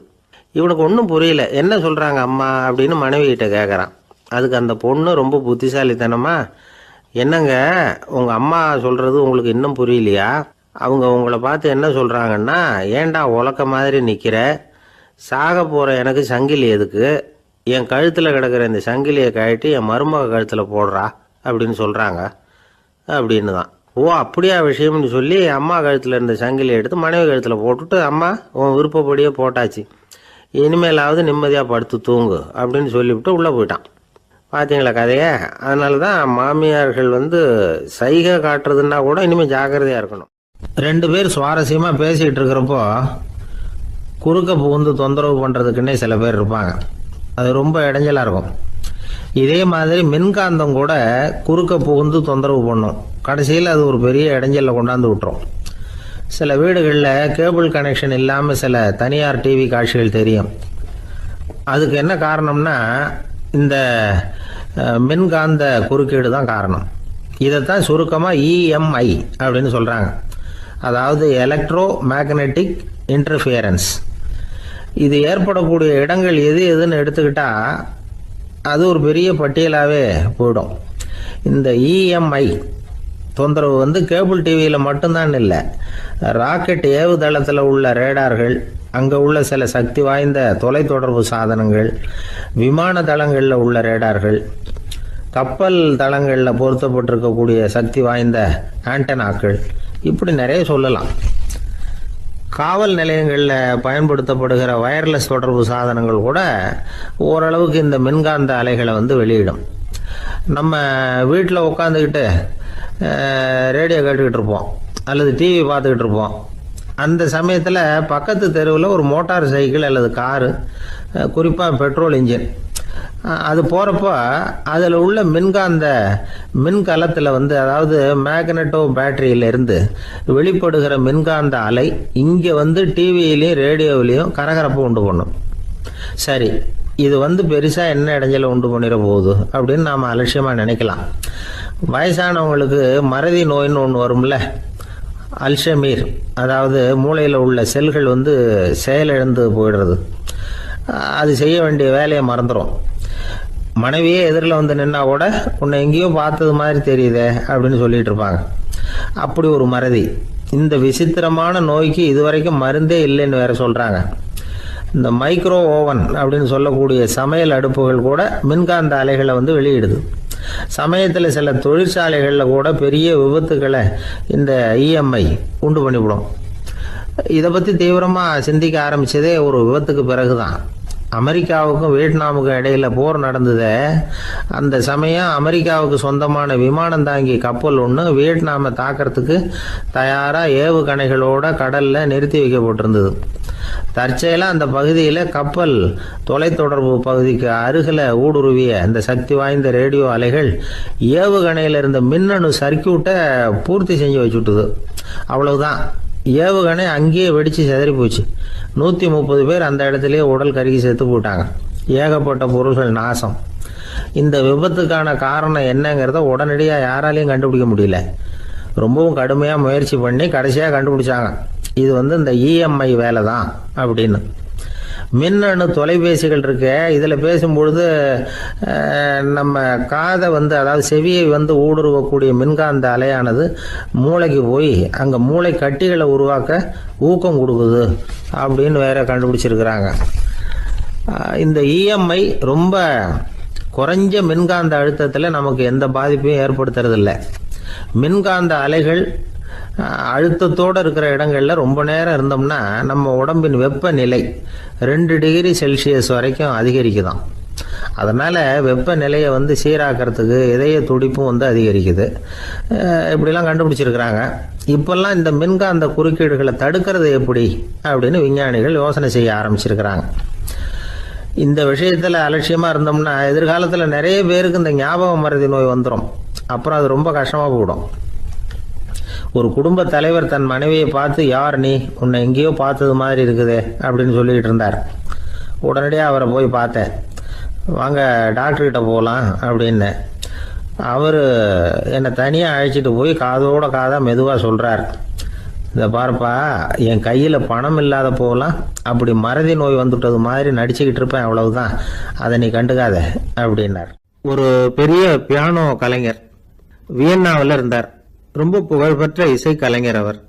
இங்கிலாந்து மகாராணி விக்டோரியா அவருடைய சங்கீதத்தை கேட்கணும்னு ஆசைப்பட்டாங்க. அவரை அரண்மனைக்கு கூப்பிட்டாங்களாம். பியானோ வாசிக்க சொல்லி கேட்டாங்களாம். இவரும் ரொம்ப பிரமாதமாக வாய்ச்சி காட்டியிருக்கார். உடனே பாராட்டி பரிசுகள்லாம் கொடுத்து அனுப்புனாங்களாம். அந்த இசையை கேட்கறதுல அரசிக்கு ரொம்பவும் ஆர்வம் உண்டு. அதனால அதுக்கப்புறமும் அந்த கலைஞர் அடிக்கடி அரண்மனைக்கு வர வேண்டிய அவசியம் ஏற்பட்டது. ஏன்னா அரசி கூப்பிட ஆரம்பிச்சாங்க. இவர் போகணும், அங்கே இசை நிகழ்ச்சி நடத்தணும். இவர் அங்கே பாடி வாசிக்கிறது உண்டு. ஒரு தடவை மகாராணி அவரை பார்த்து, உங்கள் நாட்டு தேசிய கீதம் பாடுங்களேன் அப்படின்னு கேட்டாங்களாம்.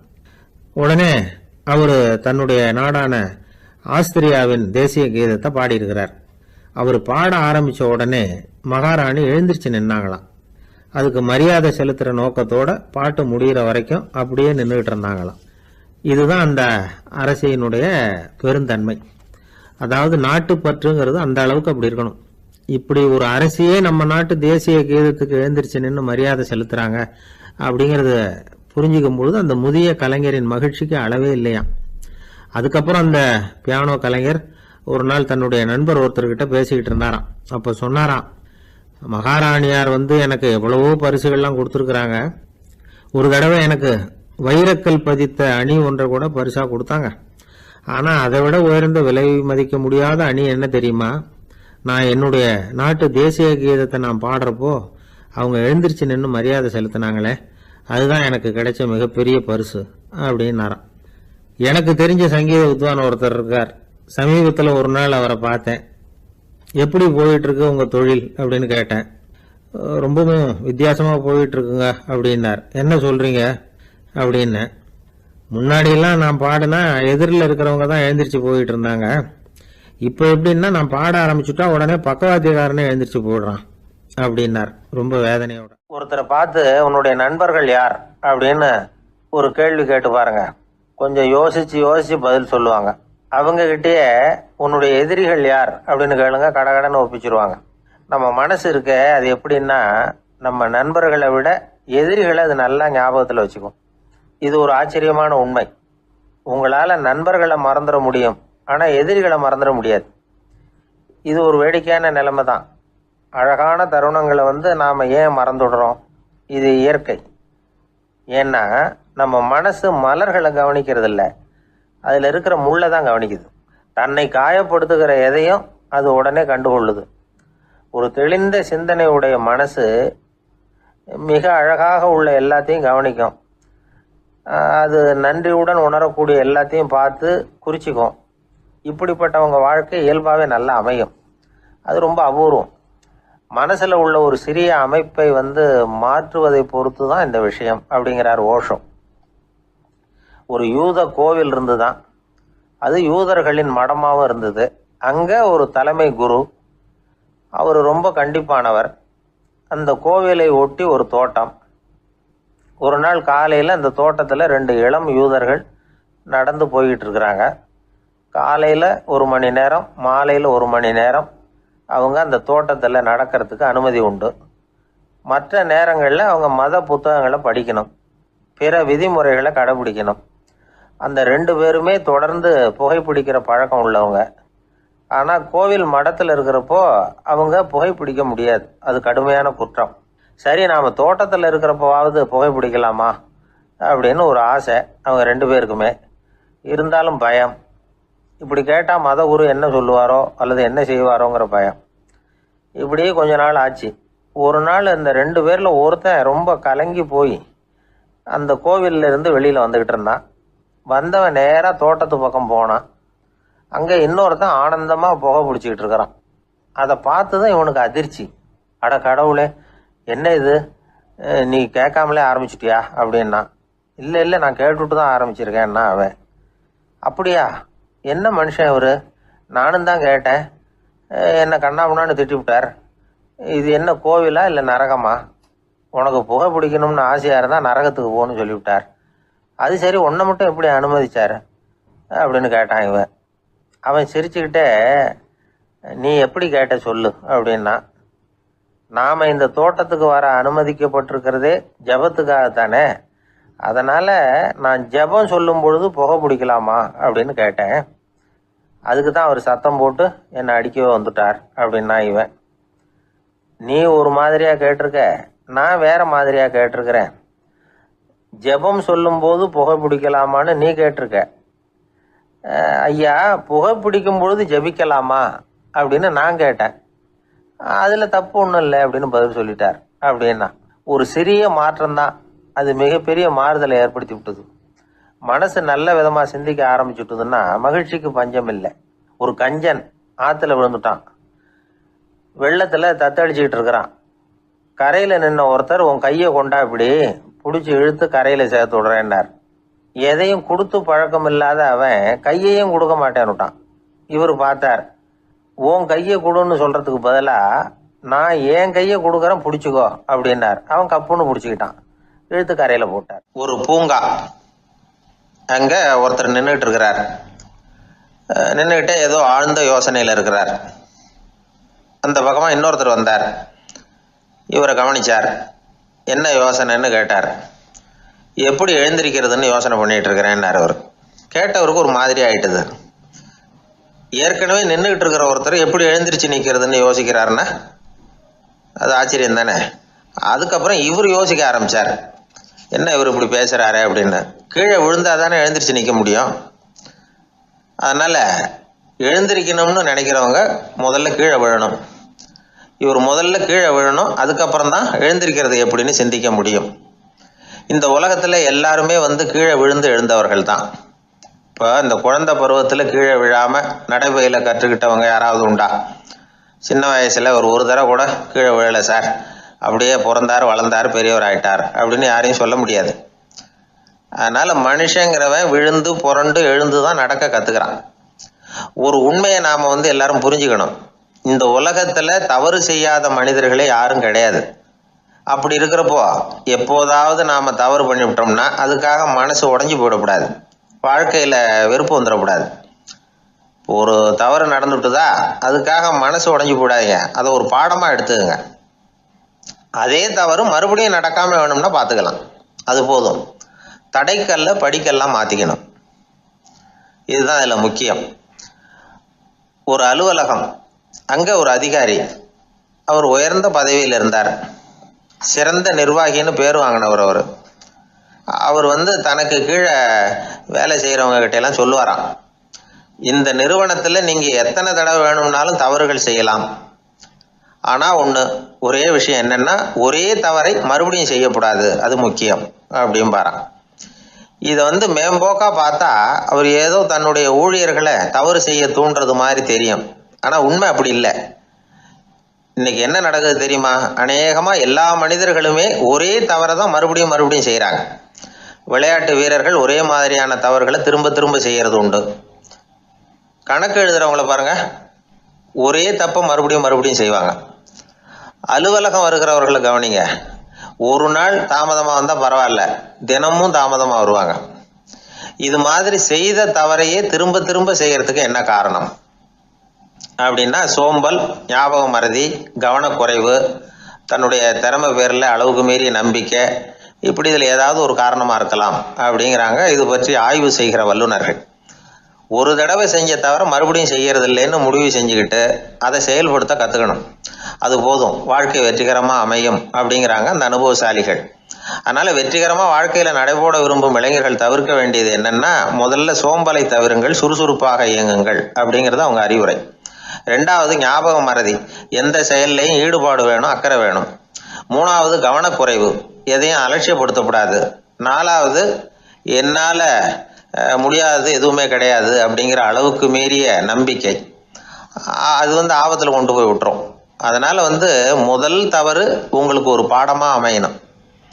ஒரு மனிதர் அவர் தன்னுடைய 2 காதுலையும் கட்டு போட்டுக்கிட்டு வந்தார்.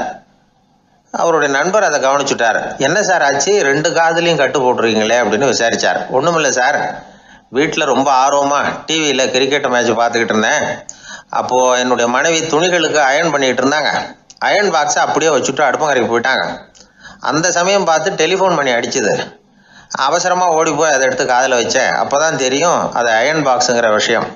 சூடாக இருந்ததா, சுட்டு விட்டுது அப்படின்னாரு. ஒரு காது சரி சார், 2 காதும் ஏன் அப்படி ஆச்சு அப்படின்னு கேட்டார். அதே ஆள் மறுபடியும் ஃபோன் பண்ணா சார் அப்படின்னாரு இவர் எவ்வளோ தூரம் யோசிச்சிருப்பார் பாருங்க. அதனால் ஒரு தவறு மறுபடியும் நடக்கக்கூடாது. முதல் தவறு உங்களுக்கு ஒரு பாடமாக அமையட்டும் அப்படிங்கிறது தான் இதிலிருந்து நாம் தெரிந்து கொள்ள வேண்டிய கருத்து. அதனால் தவறுகள் அதெல்லாம் தடைக்கெல்லாம் நினைக்க வேண்டாம், படிக்கெல்லாம் நினைப்போம். அப்படி நினைச்சோம்னா வாழ்க்கையில் வெற்றி நிச்சயம். ஒரு ராஜா இருந்தார். அவர் ஒரு பெரிய கோயில் கட்டினார். பல ஊர்களிலிருந்து சிற்பிகள்லாம் கொண்டுகிட்டு வந்தார். அழகழகா சிற்பங்களை செய்ய சொன்னார். ஊர்ல உள்ள ஜனங்களும் கோயில் கட்டுறதுக்கு அவங்களால முடிஞ்ச உதவியை செஞ்சாங்க. ராத்திரி பகலா வேலை நடக்குது. கோயில் கொஞ்சம் கொஞ்சமா வசந்துகிட்டே வந்துட்டுது. அந்த ஊர்ல ஒரு வயசான அம்மா இருந்தாங்க, ரொம்ப ஏழை. அவங்களுக்கு மனசுக்குள்ள ஒரு உறுத்தல், இந்த ஊர்ல எல்லாரும் இந்த கோவில் கட்டுறதுக்கு அவங்களால முடிஞ்ச உதவியை பண்ணிட்டு இருக்கிறாங்க, நம்மளால ஒன்றும் பண்ண முடியலையே அப்படின்னு நினைச்சு கவலைப்பட்டாங்க. அவங்களுக்கு மனசு கேட்கல, ஏதாவது செய்யணும் நம்மளால முடிஞ்சது அப்படின்னு யோசனை பண்ணாங்க. நல்ல வெயில் நேரத்துல சிற்பிகள்லாம் ரொம்ப சிரமப்பட்டு செலவு அடிச்சுக்கிட்டு இருக்கிறாங்கல்ல, அவங்களுக்கு அந்த நேரம் தாகம் எடுக்குமே. அதனால சிரமப்பட்டு ஒரு குடத்துல தண்ணியை எடுத்துக்கிட்டு அதை இடுப்புல வச்சுக்கிட்டு மெதுவா கொண்டுகிட்டு அங்க போறது அப்படின்னு முடிவு பண்ணிட்டு அந்த அம்மா போச்சு.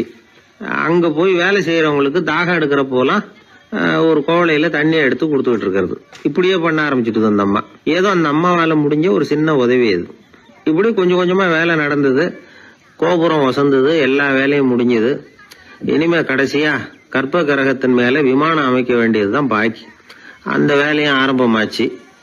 அந்த சிற்பிகள்லயே அனுபவசாலியான ஒருத்தர் இந்த அம்மாவை தேடிட்டு வந்தார். பாட்டி, உங்ககிட்ட இருக்கிற ஏதாவது ஒரு பொருளை கொடுங்க, அந்த விமானத்துல வைக்கலாம் அப்படின்னு நாங்க நினைக்கிறோம் அப்படின்னார். இந்த அம்மாவுக்கு ஒன்றும் புரியல. ஏதாவது இருந்தாவில கொடுக்கலாம், எதுவும் இல்லையே, என்ன பண்றது யோசனை பண்ணாங்க. இத பாருப்பா, என்கிட்ட என்ன இருக்கு, இந்த வாசப்படியில கிடக்குது, இந்த கல்லு தான் இருக்குது, வேணும்னா இத எடுத்துட்டு போங்க அப்படின்னாங்க. உடனே அந்த கல்லை பேத்து எடுத்துட்டு போயிட்டாங்க அவங்க. அங்க போய் பார்த்தா என்ன ஆச்சரியம், அந்த விமானத்து உச்சியில கலசங்களை அமைக்கிறதுக்கான பிரம்ம எந்திரத்தை மூடுற கருங்கல் ஒண்ணு தேவையா இருந்தது. இவங்க எடுத்துட்டு போன கல்லு அதுக்கு ரொம்ப பொருத்தமா அமைஞ்சு போச்சு. ஏதோ அதுக்காகவே அளவெடுத்து செஞ்சது மாதிரி அமைஞ்சுட்டுது. அந்த கல்லையே அங்க அப்படியே பதிச்சுட்டாங்க. ஒரு வழியா கோவிலை கட்டி முடிச்சாங்க. அடுத்தது கும்பாபிஷேகம். அதுவும் ரொம்ப சிறப்பா கோலாகலமா நடந்து முடிஞ்சது. இவ்வளவையும் பார்த்த அந்த ராஜாவுக்கு மனசுக்குள்ள ரொம்ப பெருமையா இருந்தது. இவ்வளவு பெருசா இந்த கோவில் உருவாகிறதுக்கும் இவ்வளவு சிறப்பா இந்த விழா நடக்கிறதுக்கும் நாம தானே காரணம் அப்படின்னு மனசுக்குள்ள நினைச்சுக்கிட்டார். இப்படி நினைச்சுக்கிட்டே அன்னைக்கு ராத்திரி அரண்மனையில படுத்து தூங்கினார். உடனே ஒரு கனவு. ஆண்டவனே அந்த ராஜாவோட கனவுல வந்தார். ராஜா ஆண்டவனை வணங்கினார். இறைவா, உங்களுக்காக நான் கட்டி இருக்கிற கோவில் எப்படி இருக்குது, நல்லா இருக்குதா அப்படின்னு கேட்டார் ராஜா. அதுக்கு இறைவன் சொன்ன பதில் என்ன தெரியுமா, நீ கட்டின கோவில்ல அந்த கிழவியோட நிழல்ல நான் சுகமா இருக்கிறேன் அப்படின்னாராம். இப்படி சொல்லிவிட்டு கடவுள் மறைஞ்சுட்டார். கனவு கலைஞ்சது. ராஜா விசாரிச்சார், யார் அந்த கிழவி அப்படின்னு.